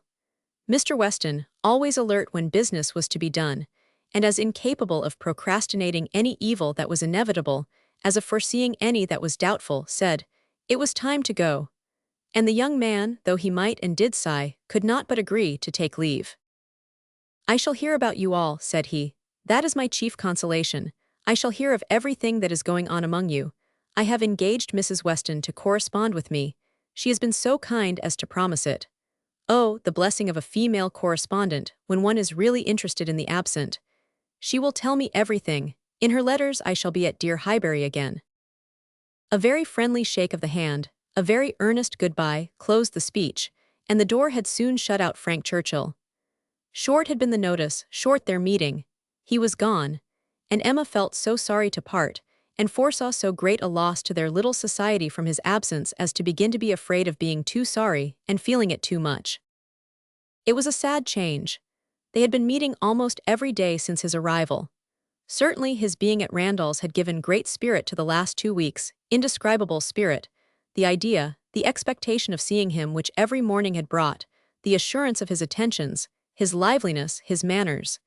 It had been a very happy fortnight, and forlorn must be the sinking from it into the common course of Hartfield days. To complete every other recommendation, he had almost told her that he loved her. What strength, or what constancy of affection he might be subject to, was another point. But at present she could not doubt his having a decidedly warm admiration, a conscious preference of herself. And this persuasion, joined to all the rest, made her think that she must be a little in love with him, in spite of every previous determination against it. I certainly must, said she. This sensation of listlessness, weariness, stupidity, this disinclination to sit down and employ myself, this feeling of everything's being dull and insipid about the house. I must be in love. I should be the oddest creature in the world if I were not, for a few weeks at least. Well, evil to some is always good to others. I shall have many fellow mourners for the ball if not for Frank Churchill, but Mr. Knightley will be happy. He may spend the evening with his dear William Larkins now if he likes. Mr. Knightley, however, showed no triumphant happiness. He could not say that he was sorry on his own account. His very cheerful look would have contradicted him if he had.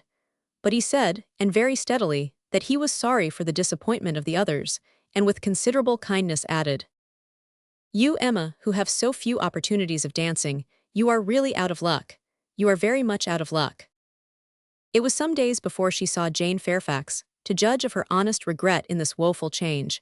But when they did meet, her composure was odious. She had been particularly unwell, however, suffering from headache to a degree which made her aunt declare that had the ball taken place, she did not think Jane could have attended it, and it was charity to impute some of her unbecoming indifference to the languor of ill health. Chapter 13. Emma continued to entertain no doubt of her being in love. Her ideas only varied as to the how much.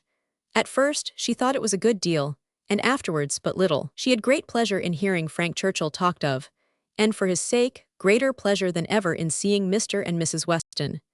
She was very often thinking of him, and quite impatient for a letter, that she might know how he was, how were his spirits, how was his aunt, and what was the chance of his coming to Randalls again this spring. But on the other hand, she could not admit herself to be unhappy, nor after the first morning to be less disposed for employment than usual.